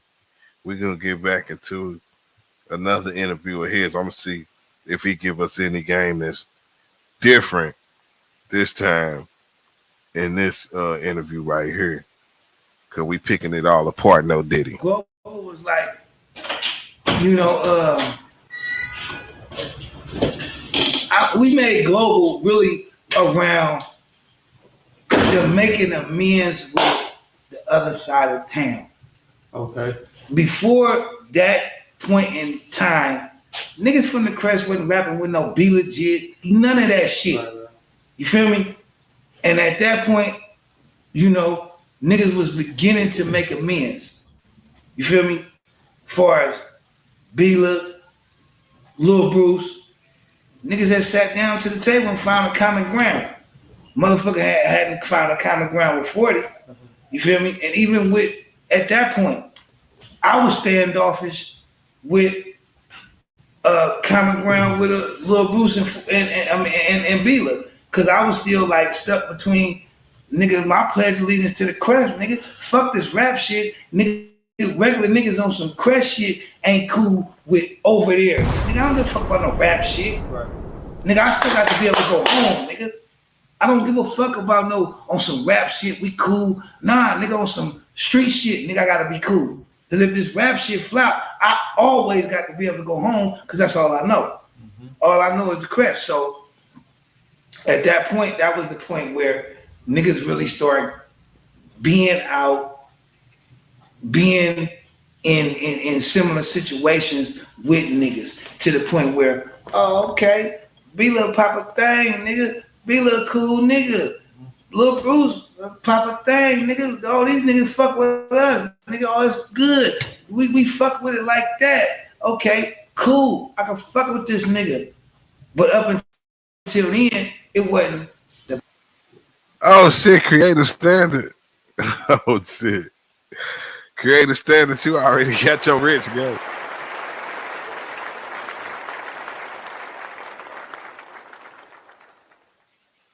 Well, congratulations for getting your moderator wrench. I think I might have gave you the wrench that was supposed to go to Renegade Revolver. Renegade Revolver, did you get your wrench? You a moderator, bro? Let me see. I'm going to do my due diligence on that in a second. Let's get back in the W. SpaideR.com. Personal meets, whatever the fuck, where I knew a nigga personally to deal with a motherfucking person based on, you know, up until that point, it was nigga Bila the click, nigga fuck the click. Mm-hmm. You know, I came up on Mac Dre, fuck the click. All them fools suck my dick. I'ma rap real slow so you can understand me. Talk real bad about your crippled granny. That's what I came up on, nigga. So it was like, nigga, I don't give a fuck about not giving a fuck about them. Right. Fuck them. Nigga, it's crush. Yeah, Renegade Revolver got his moderator rich in this motherfucker, dog. Chop a nigga head off if he get to tripping. On the dead homie. Nigga, I'm from here.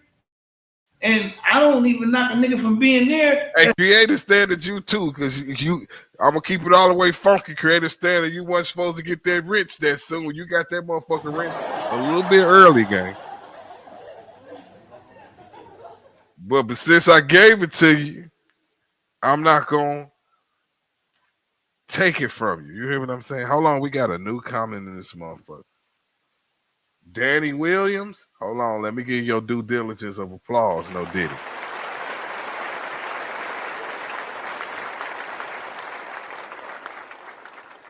And Danny Williams say, yes, and know about 40 Stiller. Okay, I can appreciate that. You know what I'm saying?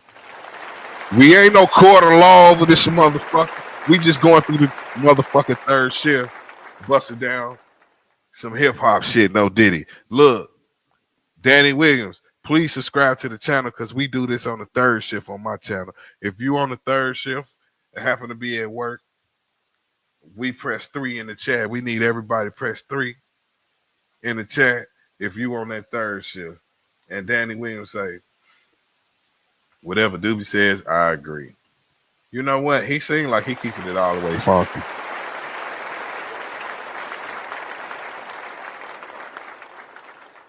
It do seem like he keeping it all the way funky.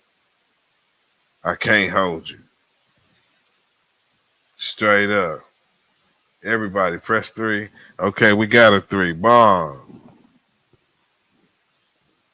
Danny on that third shift. Let's get back into it. That's on some fuck Mac Dre or fuck whatever. Nigga, fuck the crest. That's what you need to be on because you from over there. That nigga don't be playing when he tell his stories. That's what I expect from you. You feel me? Right. But when we made Global, that was all them songs, Global, and the song where Miami on the I'm Saudi Valley selling dank beers. What it is, what it is, what it is. You feel me? That was the beginning of the you know. So what kept the two sides separate? It was just y'all just didn't fuck with each other. It was just like that. Yeah. It was just like that. You know what I mean? And I mean, being from Vallejo, I mean, I don't want to put it on thick, but I mean, you know, being a Crest nigga, you grow up like, you know, when we grew up, it was like, nigga, once you pass Tennessee Street, nigga, everything over there don't fuck with you. And there's shit on this side of town that don't fuck with you. But it was cool like that. We didn't give a fuck. Mm-hmm. You know what I mean? Nigga, you from the Crest, you grew up funking with everything across town. You know what I mean? You might got respect for certain niggas. Yeah. Okay, he a real nigga from over there, but he from over there. Nigga got funk with South Vallejo. Nigga got funk with Beverly Hills. Nigga got funk with Millersville. But that nigga, he a real one. When you go up against him, you better be ready to go because he gonna give it back to you. You feel me? And that's where, like, as we got older, the respect came because you had to respect a warrior, a real Crip, respect the real blood. You feel what I'm saying? Because he know it ain't no just because I'm a Crip, I'm gonna go get on him because he a blood. Nah, nigga, you better bring your best because he one of them bloods. He gonna be ready to give it back to you. Right. Go fucking with him bullshitting and you gonna get nigga your clock clean. Right. Period. You feel me? And it was niggas like that from South Vallejo. It was niggas like that from Beverly Hills. It was niggas like that from Millersville. It ain't like cause you from the Crest, nigga. And it got to the point where in Vallejo, it got to a point where other niggas from Vallejo, nigga, it was a stripe in Vallejo just to stand up to the Crest. It was a stripe in Vallejo just to do something to the Crest. Especially when the bank robbery shit hit and it was this many Crest niggas in jail. So these niggas' numbers ain't even up. You feel me? Niggas sliding through there shooting shit. Nigga really on that gangster shit like, nigga, fuck the Crest, nigga. And true enough, it was Crest niggas that was, you know what, fuck this shit. I'm moving the sack. I'm moving to here. I'm going there. So it was like, you know, okay. Now just been a crest. Ain't beat this shit up. Crest. Because it was not like from the crest and then nigga. Now it's like, oh, you from the crest? What's happening, nigga? You really gonna get down about your shit? So what I grew up as a young nigga, you know, even right now, when I say crest shit, no shit, that's what I grew up on as a young nigga. I'm not gonna rap nothing. I'm not gonna clean to nothing more than I clean to the crest. You feel me? And that's just how it is. But at that point, it was on some serious shit, like on some trip shit. Right. You know what I mean? So at that point, I didn't have an understanding for, you know, it was and growing up with the sports. All right. I think we got enough out that Dubee motherfucking interview. But he breaking it down. He adding on. I still got mad shit pulled up that I'm ready to. Okay. Okay. We watched that one. Oh yeah, check this out.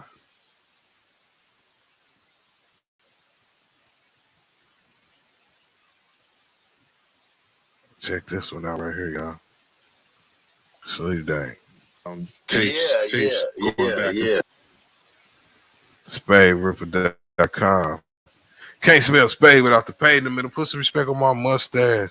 Boy, I slapped the shit out of somebody in there. Smile. Fuck, you heard? Let's see what this nigga's on. You know what I'm saying? Dre was dope, and Dre know it too. Like Reek, like they all, I can hear it in Diggs a lot.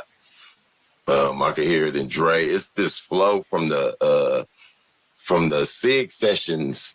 Yeah, I was going to ask with about Lil that too. Bruce and them and all that stuff. So there was some battles going around, tapes going back and forth. Yeah, it was, and it was like really funk behind it. It wasn't it was like as soon as they make something, watch when we see them. Like we had that Click album cover somehow. You know, you be at a broad house or something.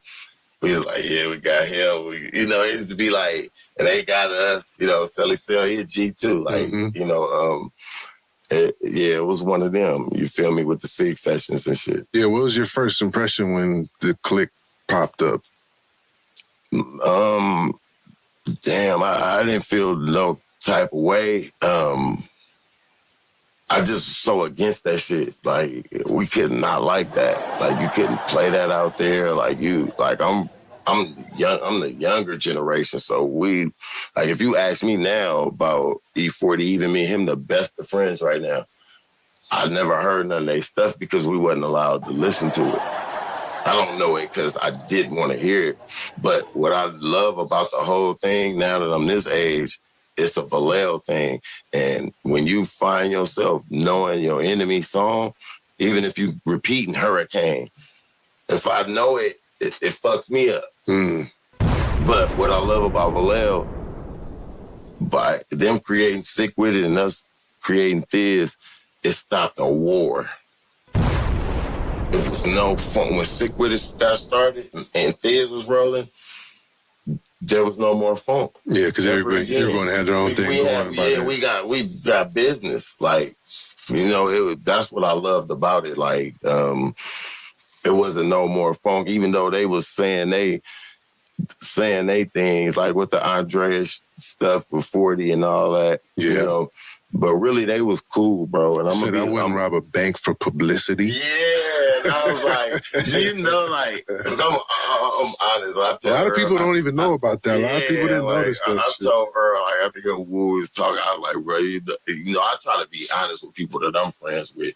If you can't be honest with me, you can't take rough sarcasm. You don't need to be my friend. I was like, bro, when you said that, we want to get you. Like, bro, as soon as you say Dre name, bro, it's like, Crest niggas go like, but I mean, bro, like I ain't gonna lie, they was friends. Yeah. I'm gonna say it, man. And the reason why I'm gonna say this, bro, because it's still causing problems, man. I wish the people that know,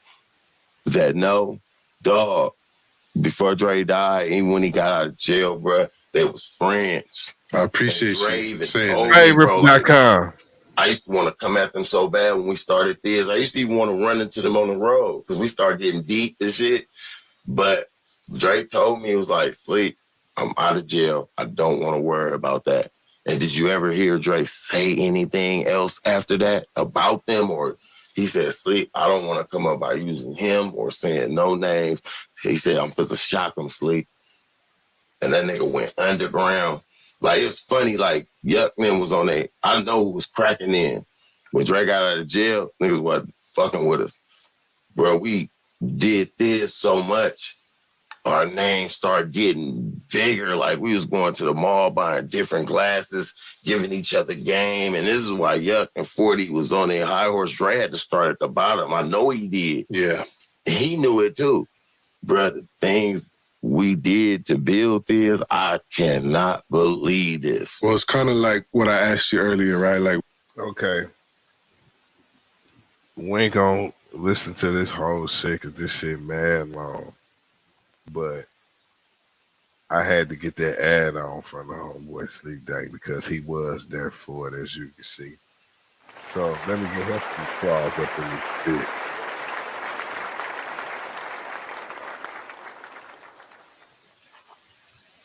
Everybody feel away though. It's apparent everybody feel away with what he bringing, because that nigga really jumped on Tell Me When to Go and said Thiz face, knowing damn well that man's whole record label was called Thiz Entertainment. You never would have shouted him out his label, but they was like, okay, we got a new comment in this bitch. Rich off Mei Ling. Hold on, gang. Let me give you your applause. Welcome to the channel.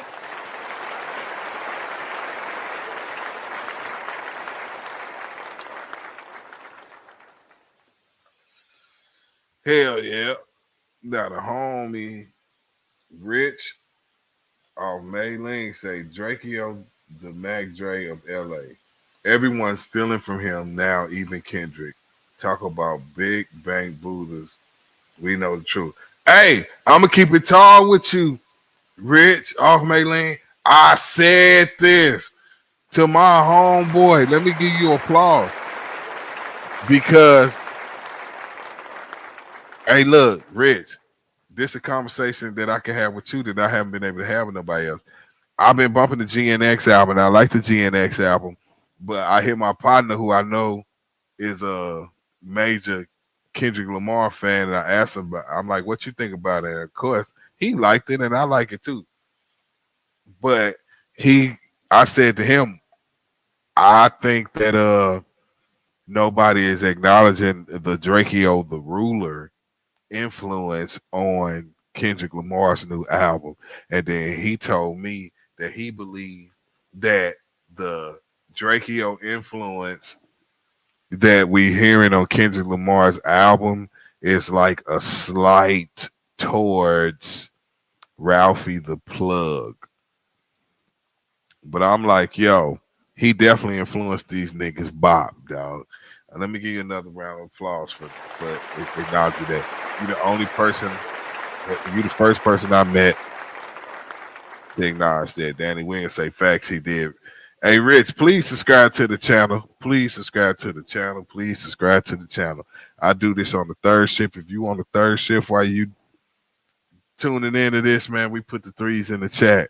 I ask everybody to put the threes in the chat when they on the third shift with me on this shit. We be pressing 3 and putting it in the chat. You understand what I'm saying?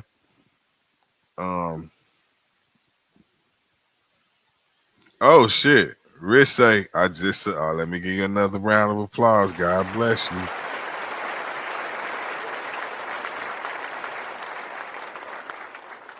Okay. Danny Williams agrees. Facts, he did. Hell yeah, he was fucking right, he did.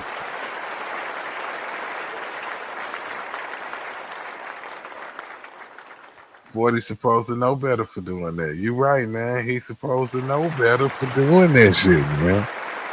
We grown now. We not under the hypnotism of no television or no record label marketing. We can see clearly what niggas is doing. You understand what I'm saying? Shit, I got Jay Diggs. You know Jay Diggs be wilding in his shit. So let me get Jay Diggs pulled up. Before I do that, you know I got Bitch, I'ma pull up with killers that get your mind gone. Everybody won't be killers till it's really time to go and get your slide on. Bitch, I'ma pull up with killers that get your mind gone. What you know about catching bodies in the street and then switching up your time zone?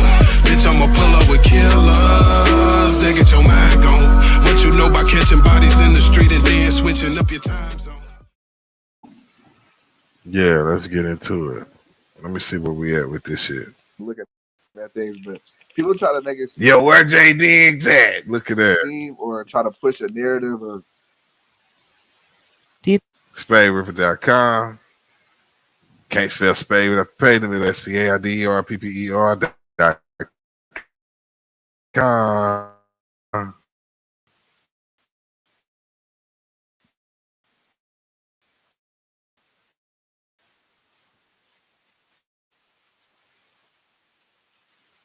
So and that was, from kids. That was always, it always was that, as always is, that's still there. So 40 from one side of town, Dre from one side of town, both from Vallejo, both from the same era. We as artists, it was always a competitive thing, but our neighborhoods funk too. Yeah. It was fights, We had a show. We had a show in, it had to be, Dre first album had to be 91. 91. We had a show in Fairfield, California. The show was E-40 and the Click. Yeah. Spice One and the 187 Faculty. Mac Dre and the Romper Room crew, Too Short and Dangerous crew. In Fairfield, all places. I can't make this up. Fairfield? I can't make this up. So our whole hood, of course. That was a classic fucking show, right, y'all? You feel me? 40 whole hood there. Spice there, Short there. We all in Fairfield. The show kick off.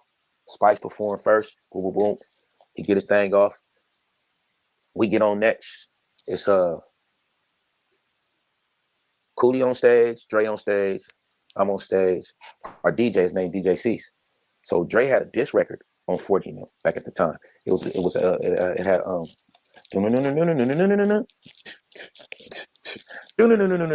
old school, what's the name beat? Check Yourself beat. Yeah. So, but it wasn't even Check Yourself. Actually, it's the original Africa Bambaataa. So anyway, Dre had did a diss track on 40 and beat and Lil Bruce. Back then, this one Lil Bruce was Lil Bruce and E-40 and it was Clef family, but Lil Bruce ended up signing with this too. But back then, this one we didn't fuck with Lil Bruce at all. So the man, where's Little Bruce? Can somebody from California? Where's Little Bruce? I'm finna do my homework while this playing and see if I can find out, is Lil Bruce doing interviews? Is he passed away? Is he in jail? Like, what's the homework on Lil Bruce? Let me see why this playing. Our DJ, he put on the instrumental to the diss track. It wasn't even the diss track. It was just like the beat. Yeah. And our side started singing the song, the actual song. Yeah. Which was a diss song. So before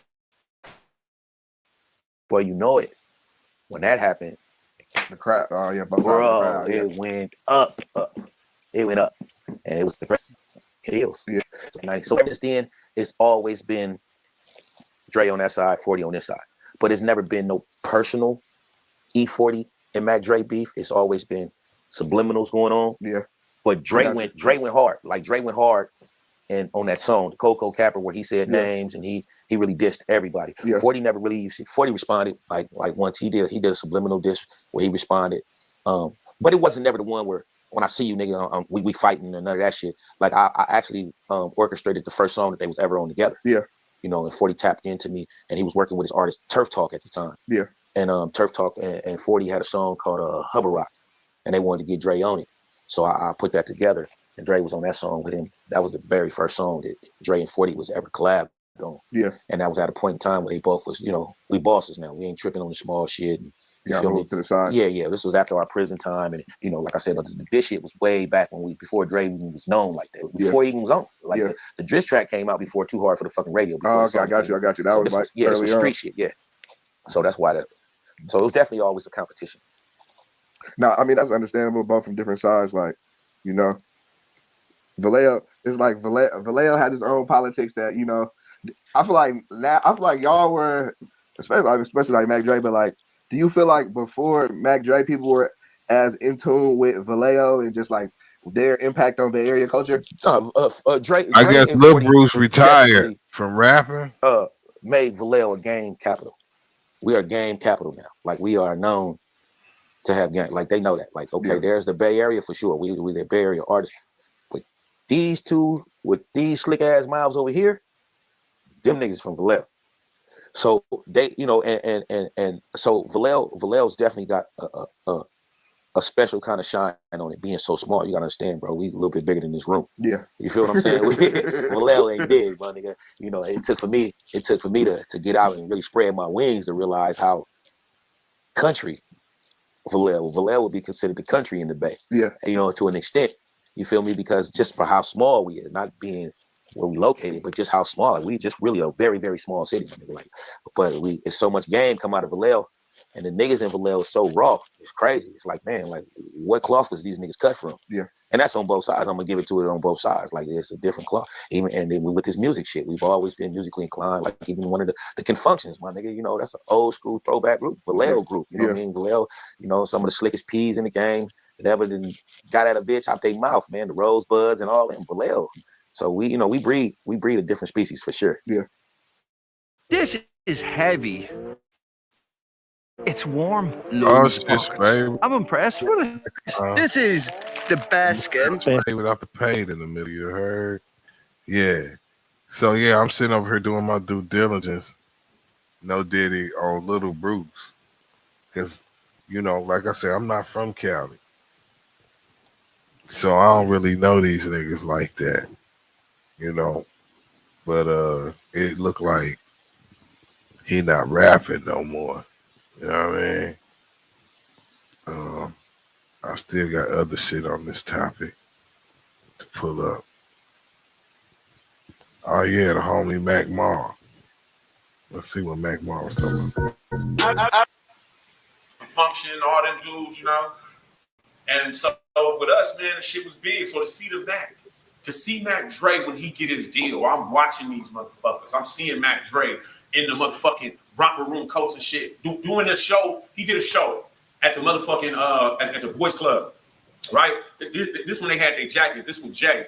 You know what I mean? DJ Cease, may rest in peace. DJ Cease was a big part of my career. So DJ Cease on the ones and twos. The romper room is in there. They got their jackets. I know all these dudes. This is a point. I know these dudes. Yeah. But now these motherfuckers, I'm seeing them on stage. I'm seeing everybody do their thing. Now this was just everything that Bay Area culture is, man, all on stage. I'm seeing this dude, and I'm like, man. So it's real. You know what I mean? That put a spark in me. That put a hunger in me. Like, man, you can do this shit. Yeah. You can do this shit. First time I got on the microphone was at that same Boys Club, you know, in Vallejo. You know what I mean? Shout out, rest in peace, Mr. Graham. DJ Cease lived on Sword Street. DJ Cease was the DJ for the Mac and Mac Dre. He was the hood DJ. He was DJ all throughout Vallejo. You know what I mean? Very strict type of old school DJ. If you bumped into the tables, nigga, you might get the whole party shut the fuck down. Right. He would pack his shit and get the fuck out. You know, he grew up on my street, so I used to see him practicing in the window, making tapes and shit. And you know, so DJ Cease. Yeah, Mac Mall, he was that nigga for a minute. Everybody in there. Freaky D for the romper room crew is like my big brother. Nigga, hey, Pac was really functioning with this Mac Mall nigga. Like, I remember Mac Mall album. Man, somebody who lived across the street from my grandma's house. We grew up together. You feel me? All of us did, you know. But I'm looking at Freaky D. For some reason, Freaky D lock eyes with me, and he go like, "You want to get on?" Because he know I can rap. You want to get on? I'm like, right. So when he tell me that, like, man, I floated on stage. like Spike Lee movie. Floated on stage. Yeah. Nobody really know what I'm doing. Yeah. Everybody is in their own like little personal, you feel me, things. Nigga talking to a couple bitches over here. Right, I'm staying by the crew. You know what I mean? We by each other. Right. But nobody see this interaction. Yeah. Now, hold on. I'm not even gonna say before I got on stage. Now, the longest time of my life is when he walked over to DJ Cease, who is an honorary motherfucker. Yeah. You feel me? And I'm like, man, what's Cease gonna do? Cease was like, they said, get like this. I float on stage. Man, I grabbed a microphone, man, and I just start going. Freestyle some of I'm freestyling a little bit, and my shit is like, I'm talking about basically the ops that's in the house, the other opposition cats that ain't nothing. So I'm getting, my niggas is finna be like, hey! Okay. You feel me? Shit. So I'm doing that, and my niggas is like, I'm seeing everybody look like, what is more doing on it? What is this? What is it? Oh, you know, the motherfuckers is wilding out, and it was just like, man, okay, that's it. You know, never was on the furrow level, whatever, you know what I mean? And, you know, that in that same Boys Club, seeing Mac Dre, seeing the Mac really was getting down out here in Oakland, and because he was one of the first people to make a record, too. Yeah. So at that time, I know this is what we finna do. We moving and grooving. My boy T-Love gave, you know what I mean? We like bought Drake some weed or something for him to record. Okay. You know what I mean? For him to record. We finally got, remember the day, Drake's in the Z. Starting up the street. T-Love like, hey, man, what's up? You want to do that? He like, yeah, bring it through. Right? I'm like, damn. Oh, this finna go down. You know what I mean? So I got my rap books. Okay, shit. All right. But then I got a lot of them in my head though, because I've been waiting for this moment my whole life. Right. You know what I mean? Right, So I'm like, right. man, all right. Bruh, they come get me the next morning. Of course I cut school. You feel me? I cut school. Of course. I go to Drake's house. Man, you know what I mean? I basically forget every one of my motherfucking raps on the first day. I forget every motherfucking thing that I had, man. These niggas is looking at me myself, you feel me? But so the next day they brought me back and I fucking sabbed out. Yeah. Man, I go to the studio, think I'm finna record. You know what I mean? Like I'm just there. Yeah. So imagine I'm like an animal just pacing this shit like, bro, man, I'm finna go. My turn? Yeah. Right? They like, man, but I see this one tall dude come out the studio wearing, he got all red on and shit. I'm like, man, who the fuck is this? Alien. That's what we call people waiting from the crest. Okay. You're an alien. You feel me? I'm like, who's this alien, man? And he rapping on the shit, and he good. You feel me?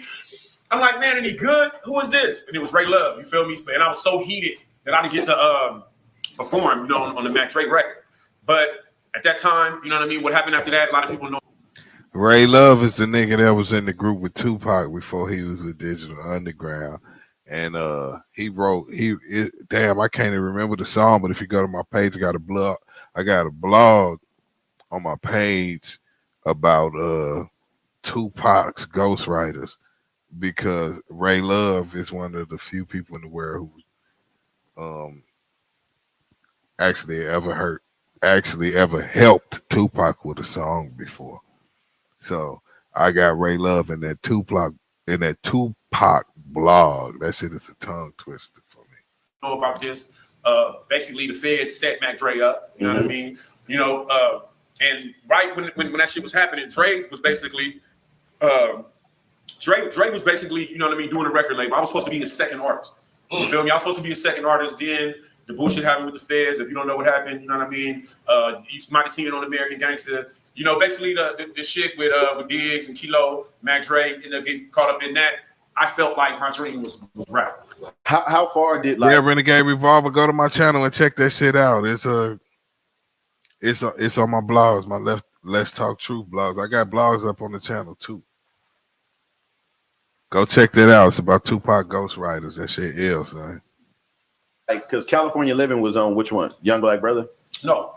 California Living was on California Living. That was the album? Yeah. Yeah, okay. So, but you said the feds came during the second one? I might have had that right. I might have the timeline. Yeah, the timeline fucked up. You feel me? Yeah. But California Living was around the time that we was recording, and then after that record, you feel me, is when they got on the motherfucker. Because what's really going on was the last one, and then was the one that I got on exactly when he was in jail.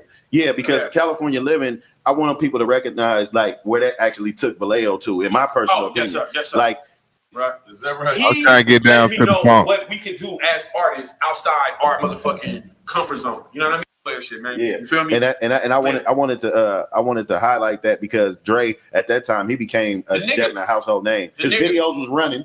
Everybody they preparing for him. For him to take his place among the greats. But it was like at that time, that's what makes it so G about what he did. Because at that time, man, dude, just imagine you finna touch your dream like this and it snatched away from you. And it could have been nothing from this dude to be like, man, fuck that, man. I was y'all, man. You know what I mean? Right. But Dre, man, took it on the chin like a soldier, man. Right. Went, walked that shit down. Yeah, he did. But in that time when Dre is fighting his case, I'm like, okay, I don't know if he gonna go down. I'm like, fuck, does that mean I'm over? You feel me? And from jail, Dre was able to, say like, man, you know what? Kyrie, take him and produce him. And like that's what happened. But it all started with DJ Cease too. DJ Cease. I remember the day. I'm basically walking up the street. That was a big deal. Yeah. So he called me to the window. I'm like, what's up, Cease? He's like, Kyrie want to meet you. You gonna come over to your parents' house? I'm fucking like 14, turning 15 and shit like that. I'm like, word? Okay. So Cease and Kyrie came over to my mom's house. My mom and them, man, is simple people, man. You feel me? Like they come, very, you know what I mean? Got that southern. I'm trying to get to the funk. Man, I'm right there. You feel me? I'm doing shit. I remember, man, I'm so stupid when I'm young. One time, I traded a motherfucker a gun for a Rolex. I could have found the Rolex. Traded a motherfucker a gun for that. You know why? I'm a It was little on. kid. It was on. I can't wear this Rolex. Right. Nowhere. Yeah. Right. You feel me? But I need this gun. Definitely Because need these this niggas is gunning. Right. You feel me? Right. So yeah, that's where we at. In that Rolex at Like that a time, motherfucker. and then the war zone that you was in. So, you know, and my mom know, man, this nigga wilding already. You feel me? Like, man, we finna get this nigga record out. She like, man, and they're understanding. They like, man, if you do this, it's not your responsibility. I'm like, man, I don't got nothing to lose. Let's do it. You feel me? So, man, that's when I hooked up with what would become Young Black Brother Records. And started working on my So at first this record. time, it's not even called Young Black Brother. Nah, it was still strictly business. Yeah, like this nigga. I'm sure probably snatch them all. Probably with that, it was like, but then it was I'ma no. find They didn't know what was going to happen with Right, that. It was right. just a little nigga. Right, Okay, right. this what you doing right? Right. This whatever. Because certain people have to always I like to highlight shit like that because even Jalen Rose he always shout out the cousin cities like Detroit and when the Bay. He always do it's too. just He a always connection. you know what I mean? And at that time, it's segregated. You feel me? Like nigga, you can't play no E-40 in the Crest. You can't play no Mac Dre. All right, here we You know go. what I mean? And the Crest was basically against everybody. That's how we rock. We was like with everybody. You ain't no Cuddy, man. Everybody. We made people make games. So this some funk or whatever that happened before you was even old enough. Yeah. See what I'm saying? You see how they saying Cuddy? When you saying Cuddy, that mean you a Crestwood nigga. You see how Mac Mall got Cuddy on the skull, on his beanie, on the scully, on the beanie. You see how he got Cuddy across. See that Cuddy Thiz and all these other terms is Crest side terms. You see what I'm saying? That E-40 never mentioned out his mouth until after that man passed away. Don't let that shit go over your head. It's older dudes. It's, you know, but it's the same story over a bitch. You feel me? These niggas. Now this is one thing I got to ask you, Maul, because in the whole entire Bay Area interview history, this has never been because it was shots thrown right in songs, right? So let's just say on Mr. Flamboyant, right, when he says, Mr. Flamboyant, oh yes, G, California living can't fuck with me. That was a direct shot. You know what I'm saying? And I think Mac Dre called them niggas Barry Whites and cutlasses. You know what I'm saying? But I'm saying, but I also want to point that out too because these new rappers need to understand this too. Because nigga be like, oh, you don't say shit direct, you ain't saying my name, but let me tell you about some gangster shit. It was even classiness in they beat. Because they never was tacky and just out there like, it was never a fuck Mac Dre campaign, fuck E-40 campaign. I never, you know, if you knew, you knew. Right. If you knew, if you was either Cuddy or Saha. Cuddy or Saha. Cuddy or Saha. Yeah. You feel me? And I had to go to and it's like we so janky. You heard Cuddy or Saha. E-40 them is the Sahas and the Crest side is Cuddies. That we don't want no friends. Right. We ain't trying to nigga. We just out the hillside. This hip hop history, man, you gotta break this shit down. Everything ain't cousin blood and folk and Lord and GDBD. No, okay. It used to be Millersville, the Hills, and South Vallejo. Yeah. Okay? It was like their neighborhoods. You feel me? And it was like that's us. If you wasn't no Cuddy, nigga, for where you was from, man. You feel me? Like we pushing the line. We together from the girls. Everybody niggas together. We pushing. Yeah. And we ain't liking niggas. Right. We know if you can be cool, but you will never be that cool, nigga. When it go down, you know what I mean? Right. Niggas, you gonna see Cuddy's gonna this shit is gonna. It wasn't. It was just like that. And music played a big part of it. Yeah. But it wasn't like that. Lil Bruce, my cousin Lil Bruce, was going, him and Dre, or him and the Mac was going back and forth, him and Dre. And this is a little SIG sessions, because that's what we do. We SIG, meaning signify, you feel me? Lil Bruce fucked with 40 them first, right? Yeah, that's his cousin. You know, his little cousin, yeah. And this was like, I didn't mess with him. You feel me? I didn't mess with him. I'm from over here. You feel me? So we cousins, we know each other. You feel me? But it's like, man, it was a divide. You know what I mean? I can't fuck with that. Yeah, creative standard. I'm saying we learning. Hold on, let me pause this for a second so I can holler at the homeboy. See, that's what I'm saying. We learning this hip hop history at the same time because, see, they from the Bay, they from California, or the Bay Area, Northern Cali, or North Cal, however you want to describe this shit. They from there, so they looking at this shit different than we are. We ain't knowing this shit. We catching up. We know who E-40 is. We just know E-40 and Mac Dre. We don't know the significance of all of this shit because we not from the area. You know? cousin. I'm your cousin, my nigga. I'm never gonna come at you. You're never gonna come at me. Right. Now I can't speak for your partner. Right. You feel me? This more for the niggas that's not from NorCal than it is for the NorCal niggas because we coming into the know to make our own opinion about how hip hop history played out in y'all area. Don't let it go over your head. But nigga, we got this. You feel me? We gonna look out for each other. We gonna have that. You know what I mean? Just to jump up and go back to where you was at before you recorded your album. The sweater with I want to just go there real quick so we don't skip over that or forget that. Going to do the song with 40 and Partner at the height. What was that? Dustin and Disgusted? Dustin and Disgusted. So it was an issue in the press. Man, okay. It was like you had some people who understood that the biggest rapper in the world basically gave me his bars to get on the song. Right. The biggest rapper in the world said, "Hey, you, what you doing?" Hey, bro, I like the sweater. I can't even lie to you. He said the sweater with himself is wild. Damn, where you from, Danny Williams? What city? What state you from? You from Cali or something? Is it not cool for niggas to wear shit to promote themselves or something? Because that's actually a dope sweater to me. If you ask me, I would say that Mac Mall is wearing his merchandise that can be purchased for him. You know what I'm saying? If I'm Mac Mall, when you come to my show, if you come to my show, or when you come to my website, or if you come to my website, this beanie and this motherfucking sweatshirt is for sale. So I can't knock him for marketing himself. You know what I'm saying? He say, nah, it's dope, just funny. That's crazy to me, bro, because I'm one of them rap niggas that always wear my own merch. But shit, if I'm not wearing the merch, then, you know what I'm saying? I got to be my own mannequin in the party. Fresno, Cali, Central part of Cali. Central Cali in the motherfucking building. See, Danny, what I need you to understand is we not from Cali. I'm from St. Louis, Missouri myself. I'm an underground rapper from St. Louis, Missouri. And, you know, we don't know about the underground Northern Cali hip hop culture and folklore. And what I'm doing is my due diligence, though, Diddy, on the topic to come to my own conclusion.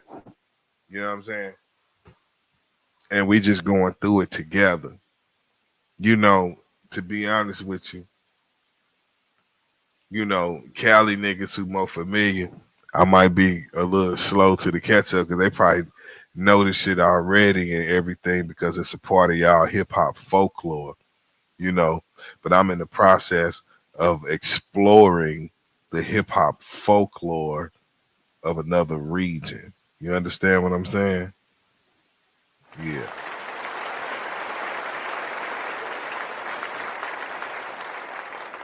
I'm happy just to be there, man. I'm happy to be in the room. Hell yeah. You feel me? Because it's like whenever Tupac called you, you came. Right. Because whatever No, did he? you was doing wasn't like what this nigga was doing. Right. You feel me? As important as that. So, a motherfucker, he called me in the studio. Like, I'm there with Young Lay. I'm doing some runs He's with us. St. Lulu. Appreciate you. We got my cousin there. Spice one there. Spice one knew me since I'm like 12. Spice one run with J. Diggs. Yeah. Check out my website, SpaideR.com. Can't spell Spade without the Spade in the my hip hop middle. career at the Party Palace in Fairfield. Diggs took me up there, and I was able to rap with Spice One and G Nut on 187 proof, my nigga. Damn. 187 proof, my nigga. I'm on stage with them niggas. The Cuddy Gigs got me on stage, nigga. I'm like, Oh, you went in there. So, yeah, man, they called me to the studio. I'm up in there. Hold on. And just I love We got another comment. We got another motherfucking comment. Rolando Mota. Hold on. This your first time commenting on my channel. You gotta get some applause, dog.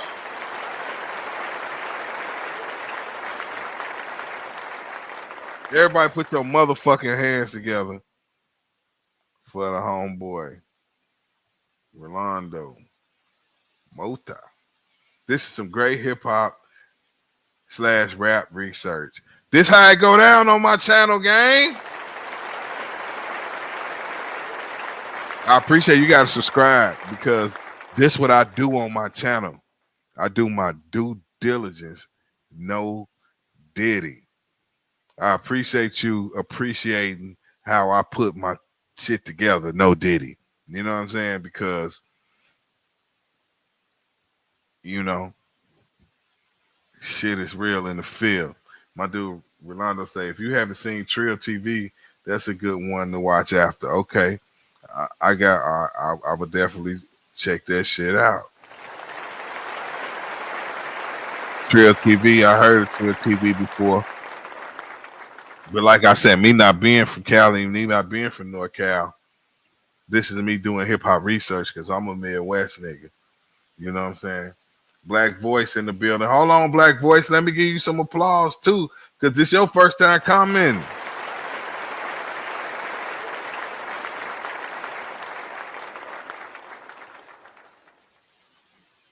Black Voice said, I never heard of this channel, but much respect. Black Voice coming up out of Kansas City, Missouri. That's that 816, dog. I'm in St. Louis, nigga. That's St. Louis. Missouri in the motherfucking building tonight. You gotta subscribe. I'm Spaide R.I.P.P.E.R. I don't know if you know that, nigga, but shit, I come from, nigga, I fuck with Stevie Stone, nigga. We, nigga, come from up under Tech 9. Yeah, we from the motherfucker 314, dog. We come from up under Tech 9. We was on the road for Tech 9 for the past 10 years, bro. Do your homework on Spaide R.I.P.P.E.R. with Stevie Stone and our relationship with Tech 9 and Strange Music and all the shit that we done did on our end. Rolando say, appreciate that, bro. He definitely subscribing. I got new subscribers, y'all.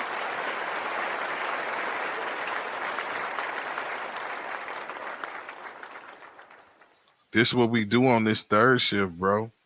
So make sure y'all subscribing so we can keep the energy going. Yeah, man. Strange Music, yes. He saying Uncle Rudy was my guy. Nelly Uncle. Oh, okay. That's what's up, man. Let me give you some applause, man.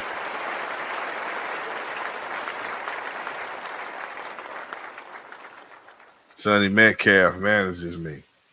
Okay, I know who Sonny Metcalf is, but bro, let me tell you something, bro, because I got to be honest with you. You say, goddamn me, that Uncle Rudy was your guy, Nelly Uncle. Recipes to Uncle Rudy, okay?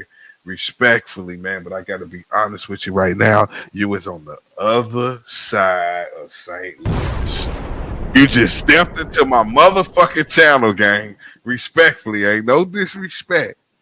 But nigga, if Nelly and Dirty Entertainment, if we gonna compare them to Sick With It, well, let me get you to understand that Spaide R.I.P.P.E.R.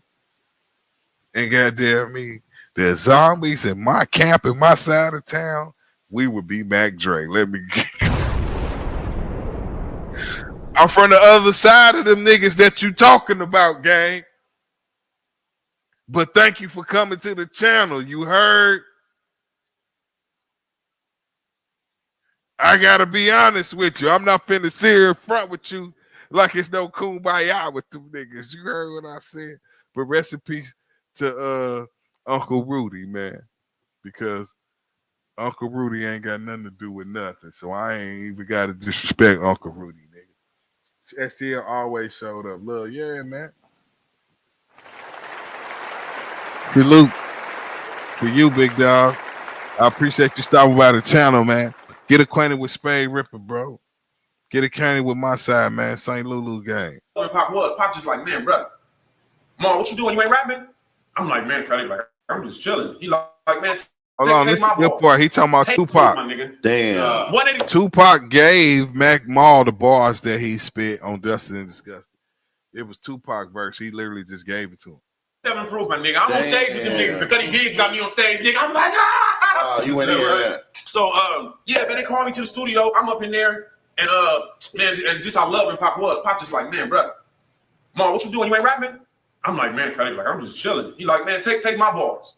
Take my bars. No. Take my bars. That's why I only had 8. And I'm like, damn, all right. But in my mind, I'm really like, nigga, Young Blade. You want some of these?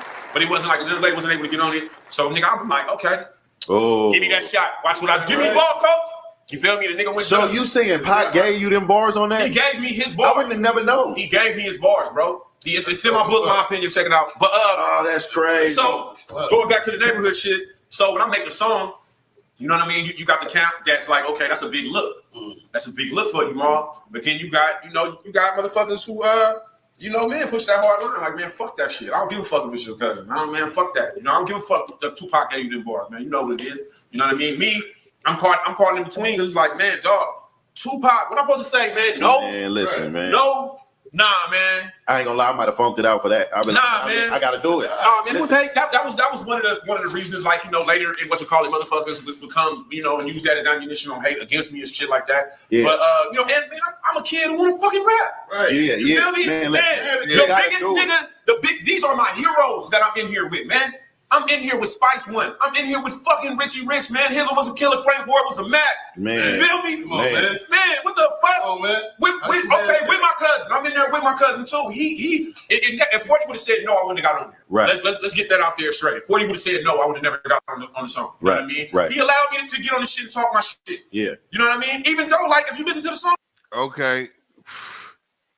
So on some real nigga shit, what I'm gonna do is give some applause to E-40 because he let a nigga from the other side, which is Mac Mall, get on his record, Dustin and Disgusted, because the nigga Tupac was fond of him, no Diddy. Tupac was so fond of the nigga that he gave the nigga one of his verses.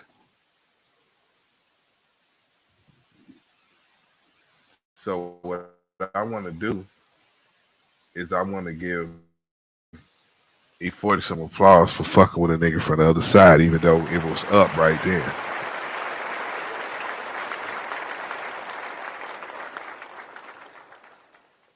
Who is Mac Mall's cousin? Damn, I can't remember dude's name. Hold on, let me. Damn, what's dude? Damn, he said his name. Let's see if we go back if he say his name. I'm in here with, man. I'm in here with Spice One. I'm in here with fucking Richie Rich, man. Hitler was a killer. Frank Ward was a Mac. Man. You feel me? Come on, man. Man, what the fuck? Come on, man. With my cousin. I'm in there with my cousin too. If 40 would have said no, I wouldn't have got on there. Right. Let's get that out there straight. If 40 would have said no, I would have never got on the song. You know what I mean? Right. He allowed me to get on the shit and talk my shit. Yeah. You know what I mean? Even though, like, if you listen to the song, he damn near saying some shit. You know what I mean? That could be viewed about Chris. Let's let off some 223s on the other side of town. We the other side of town.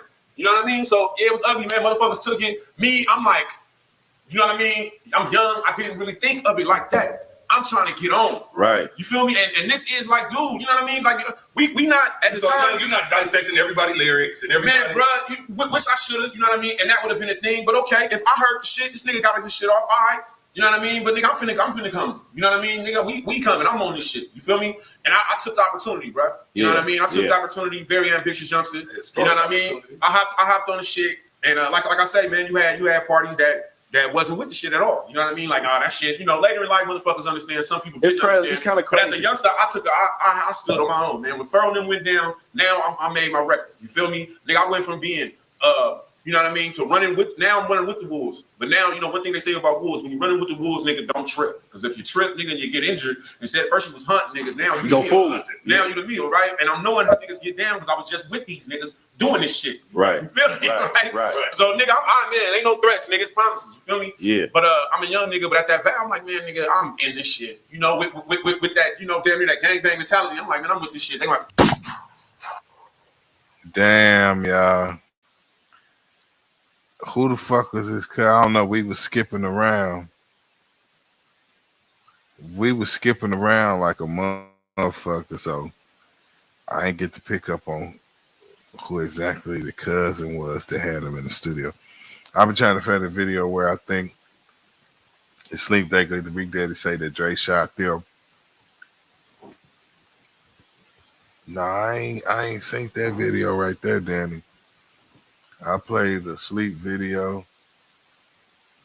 And I played Reek. No, I don't think I played Reek. So maybe it was Reek. Because I ain't hear that right there.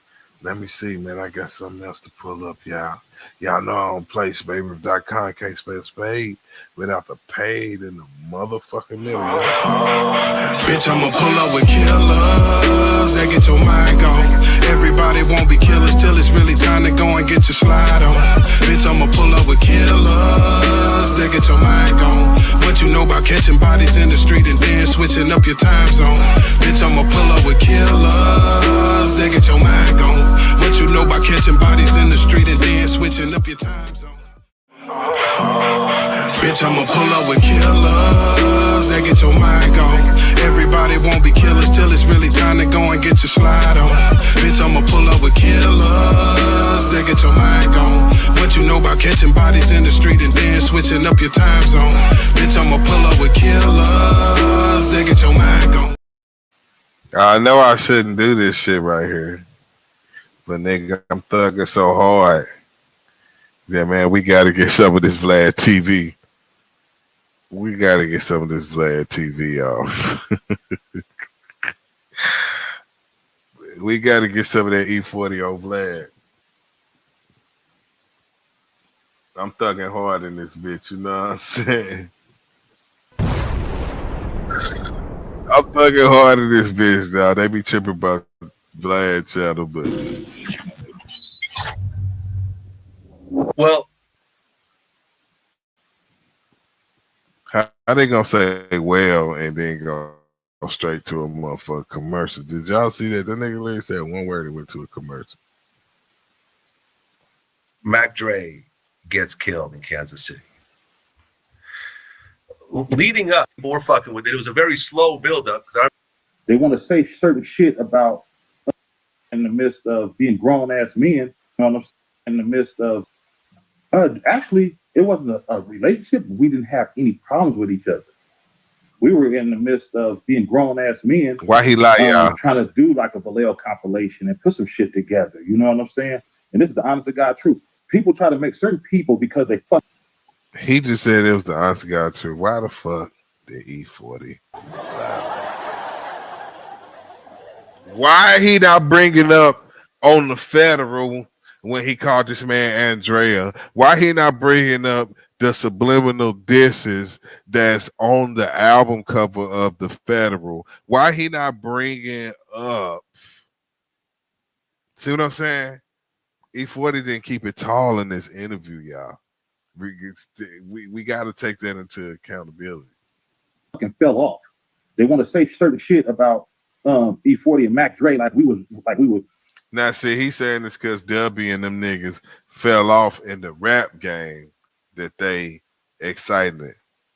I don't feel like that's true, guys. Like we would have worked. I'm saying now you moved on from it because you didn't fall off. We could say that. I never had a problem with Mac Dre. Let me break this shit down right quick. I've always been a fixture, like very popular, no matter if it was sports.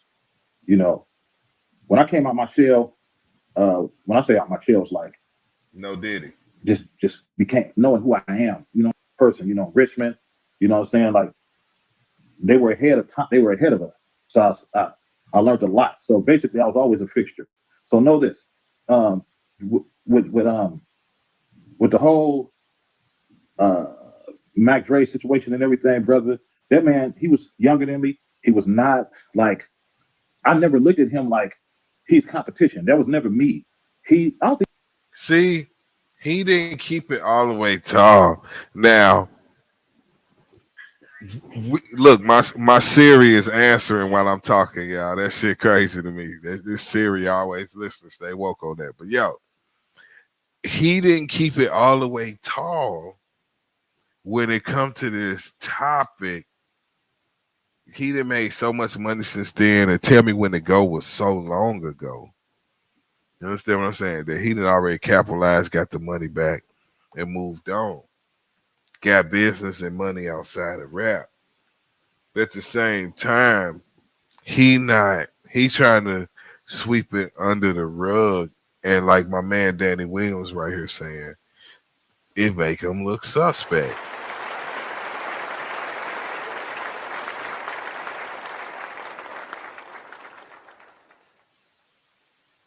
Well, not suspect, more like disingenuous is what Danny's saying, man. Salute to you, Danny.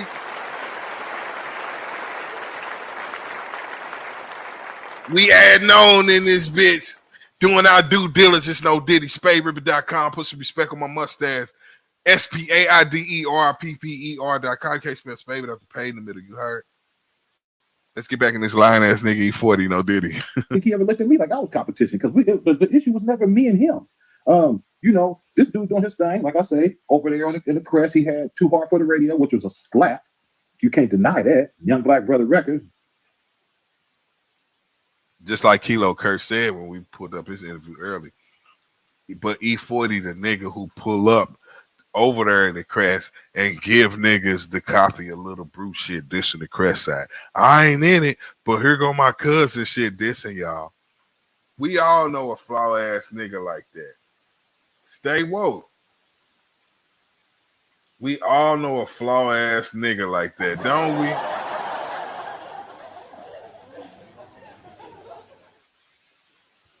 You not with it, but you the nigga. But we don't know about it until you play it for us. But you not in it. You see what I'm saying?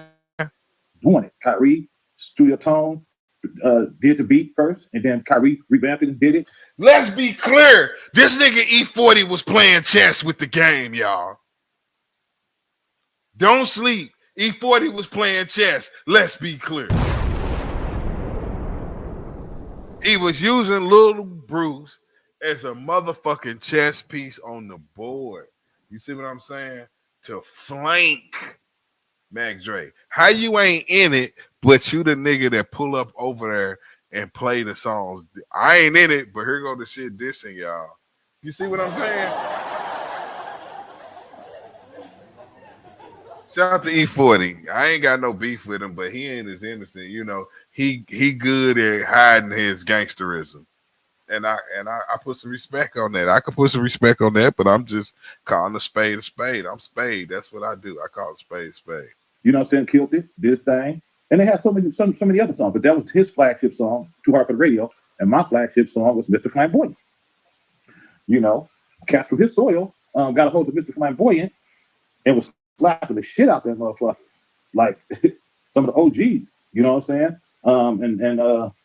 You know, and that was their song. They helped break that song for me. So anyway, make a long story short, let me watch all my words so I can make sure everyone don't get this shit fucked up, because Mac Dre was an iconic Bay Area rapper that I refuse to disrespect. That's why I never really speak on none of this shit, because it's really not him. It's other motherfuckers that try to blow the shit up like me and him had funk on site, like fuck him, fuck you 45. It was never none of that. We didn't have nothing to be mad at each other fucking for. You know what I'm saying? But Mac Dre said Mr. Flamboyant is a song. What did he say? Is a song I'll never sing or some shit like that. He dissed Mr. Flamboyant. You ain't bringing that up. So, you know, sometimes you grow up with the same. You end up getting into some funk with the people you grew up with as a kid, and that's every city is like that. Like somehow, some way it happened like that. So my brother D-Shot, this is the 80s now. We already in the hillside. Was SpaideR.com. At the time, he was a young mustache. VladTV, don't strike the channel, gang. Let me get this off. And Flam Boston, you know what I'm saying? And just like everybody else in the V, abroad. This satire, entertainment purposes, fair use clause, and all that old political, legal shit they be on. That was messing with one of the cats that we grew up with from the crest. Not Mac Dre. Mac Dre was young at this time. They youngsters. You know what I'm saying? Not Mac Dre, you know.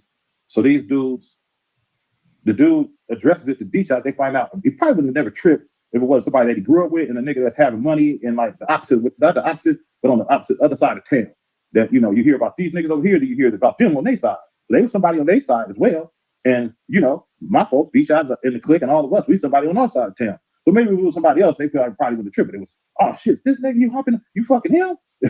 You know what I'm saying? Like, it was a broad, she was from Oakland, and what you gonna do if a woman tell you, nah, I don't fuck with him no more.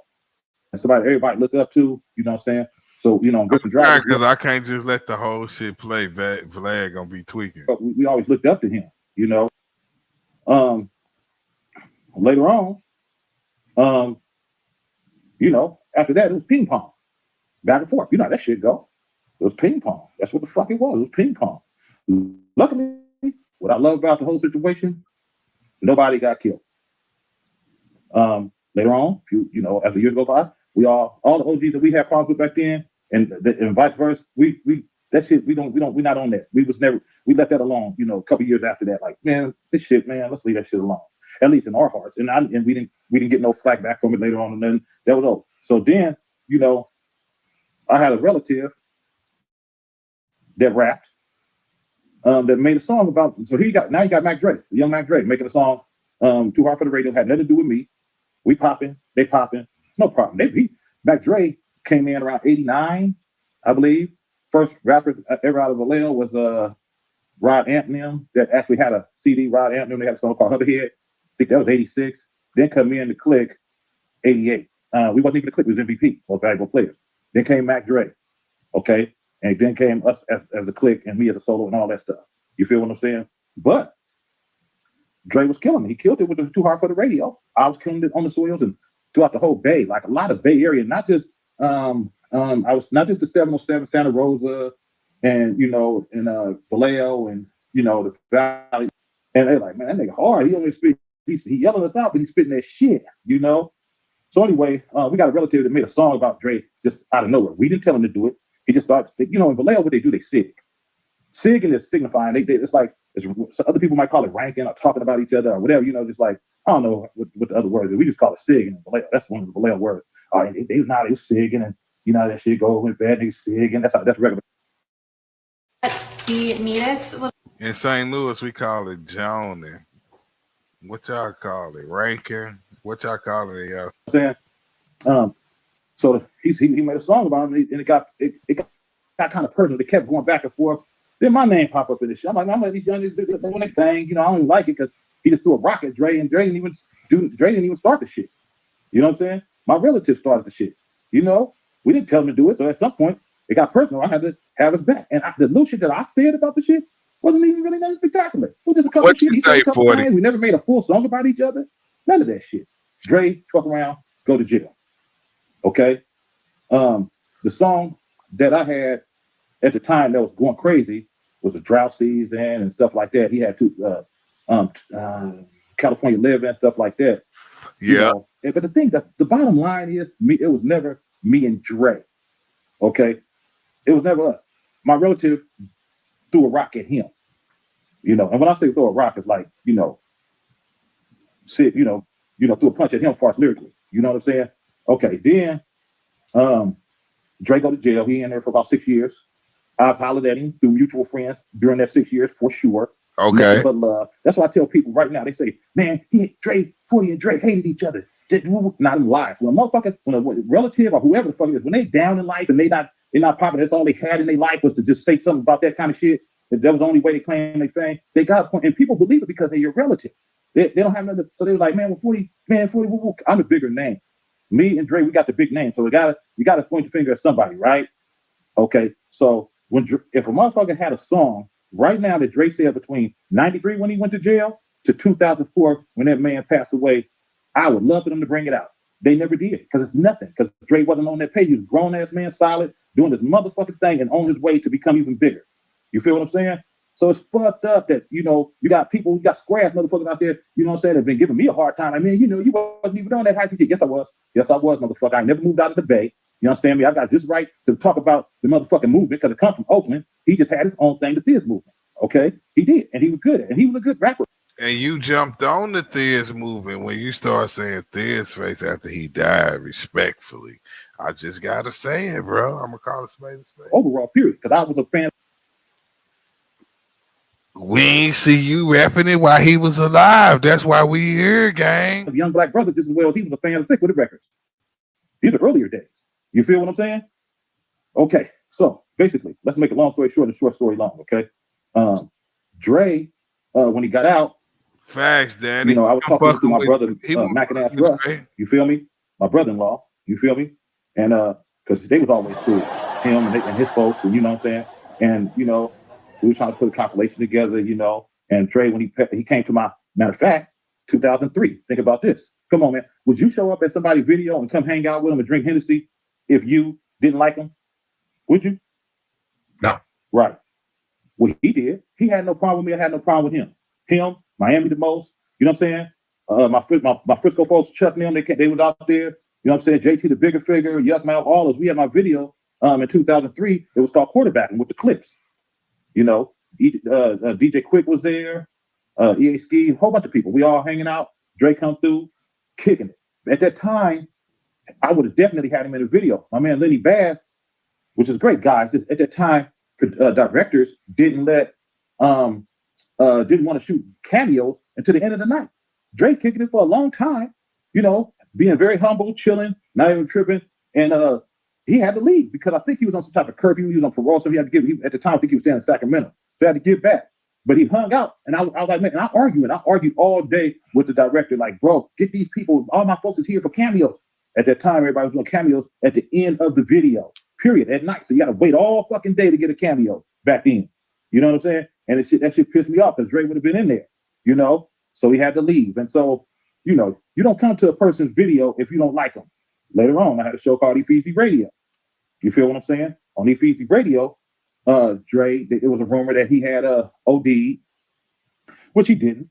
And, you know, through my mutual friends and, you know, and so on and so forth, we got him on the phone on my radio show called E-40 Radio. I say, what's up? We got Dre in this motherfucking, man. You know what I'm saying? Mac Dre, woo wop de woo. You know, he was like, what's up, 40, man? Yeah, man, nah, man. I said, let him know you alive, Dre. He just, yeah, man, the Mac go hard, man. The Mac is alive and well. You know what I'm saying? I say, that's good to hear, folks. You know, good to have you on the show, this, that, and the fourth. We did that, you know? And next thing you know, not right after that, but months later, 2004 come about. They say Dre got killed in Kansas City. So yeah, so we're gonna leave it at that. Hopefully, Vlad don't tweak out on me, and my channel ain't even that fucking good. But y'all see what it is, man. Y'all see this nigga pleading his case. I'm glad I played him last. So what is y'all thinking, man? What's the verdict to y'all, man? Because he ain't say nothing that make me think that he ain't capital. I guess he said they was cool. He was coming to video shoots and shit, so they were functioning with each other type shit. So I guess I can't hate, you know, but it still kind of seemed like he ran with some shit. What y'all think? He ran with the sauce, or was he paying homage, or was he stealing? You know what I mean? I don't know, bro. It's a toss up right now, but I'm kind of leaning towards still. I really ain't. It was a business move. I can't lie to you, man. It ain't when you start saying Thea's face, it ain't out of love. He ain't donated no money to Mac Dre Foundation or his estate or his kids or nothing. Nothing from Tell Me When to Go goes to Mac Dre, right? So, you know, he was capitalizing. You know what I'm saying? He was capitalizing. That's how I look at that shit. You know. Let's see. Hold on. We got comments. Danny Williams say it was wrong and a bad look, man. Well, he got it off on us because what you gotta understand, Danny, is we on my end, we not from California. So when this shit was going on, we just thought it just was some California shit going on. So me being from St. Louis, they got me looking backwards in the history on this shit. You feel what I'm saying? Creator standards say both, goddamn.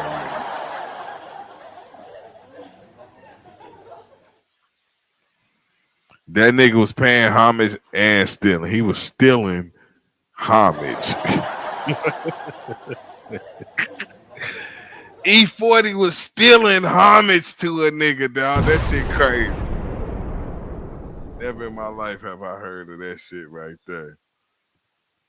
Man, hit that 3, man, if you're working that third shift while you up in this bitch, man.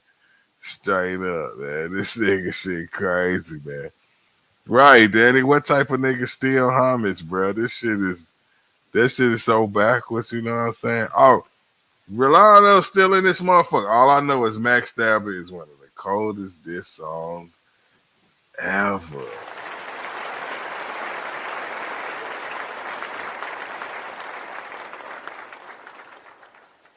He took it back to the SIG tape era with that shit, right?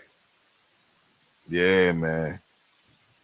I don't know, man. I'm blown away. You know, like I say, this is like reverse engineering for me, being from St. Louis, Missouri, because this wasn't a topic that was on the floor with us being from the Midwest. We was tripping off other shit. We had, you know, when that was going on, what years was that? 91, 92?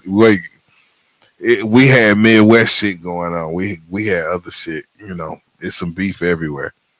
Everybody was on some bullshit. It's a part of the culture for niggas to collide, you know what I'm saying? No, that was out of Dre got our president just made. Oh, okay, yeah. Yeah, I got my timeline. Out of whack, yo, yeah, SpaideR.com, man. You can't spell Spade without the paid in the middle. Man, make sure y'all hit the website, man. Y'all gotta hit some of my music. You feel what I'm saying? I'm an underground nigga from St. Louis, Missouri, man. Spaide R.I.P.P.E.R, SPAIDER. Hit Spotify, man. Run a nigga up, man.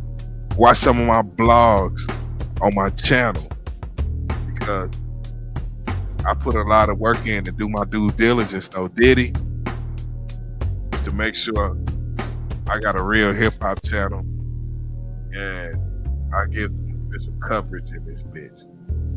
You know what I'm saying? Salute to y'all for rocking with me, man. I'll probably be back tomorrow night. I got a Red Man stream to do. I got other topics. We do this on the third shift, man. Like I said, we always pressing 3. Goddamn me.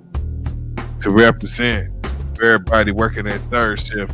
We get them through a few hours. You know what I'm saying? Of they motherfucking shift. It is Spaide R.I.P.P.E.R. You heard? Check this shit out right here. Stay tuned.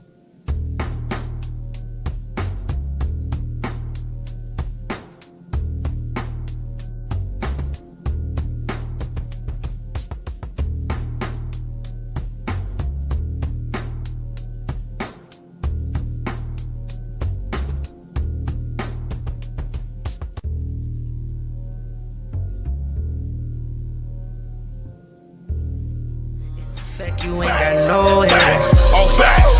I come through like a big dog. Facts. My OG saw me pimp talk. Facts. My op was talking big talk.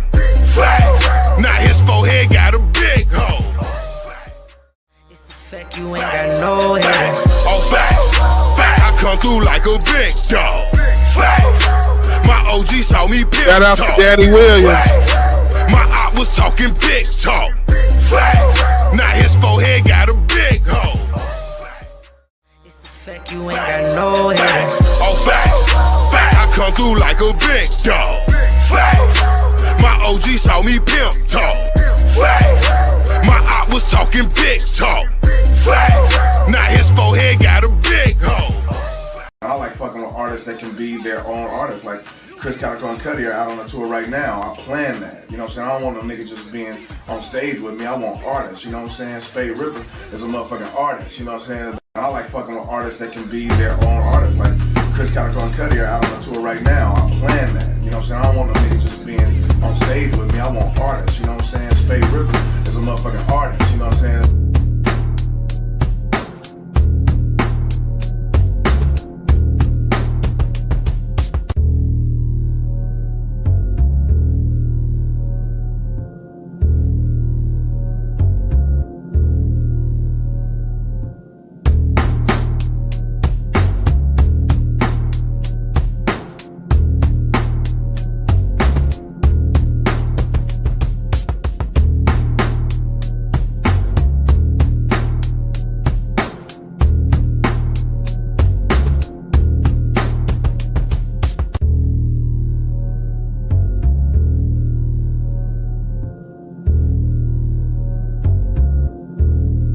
Check out some of my music. I do this shit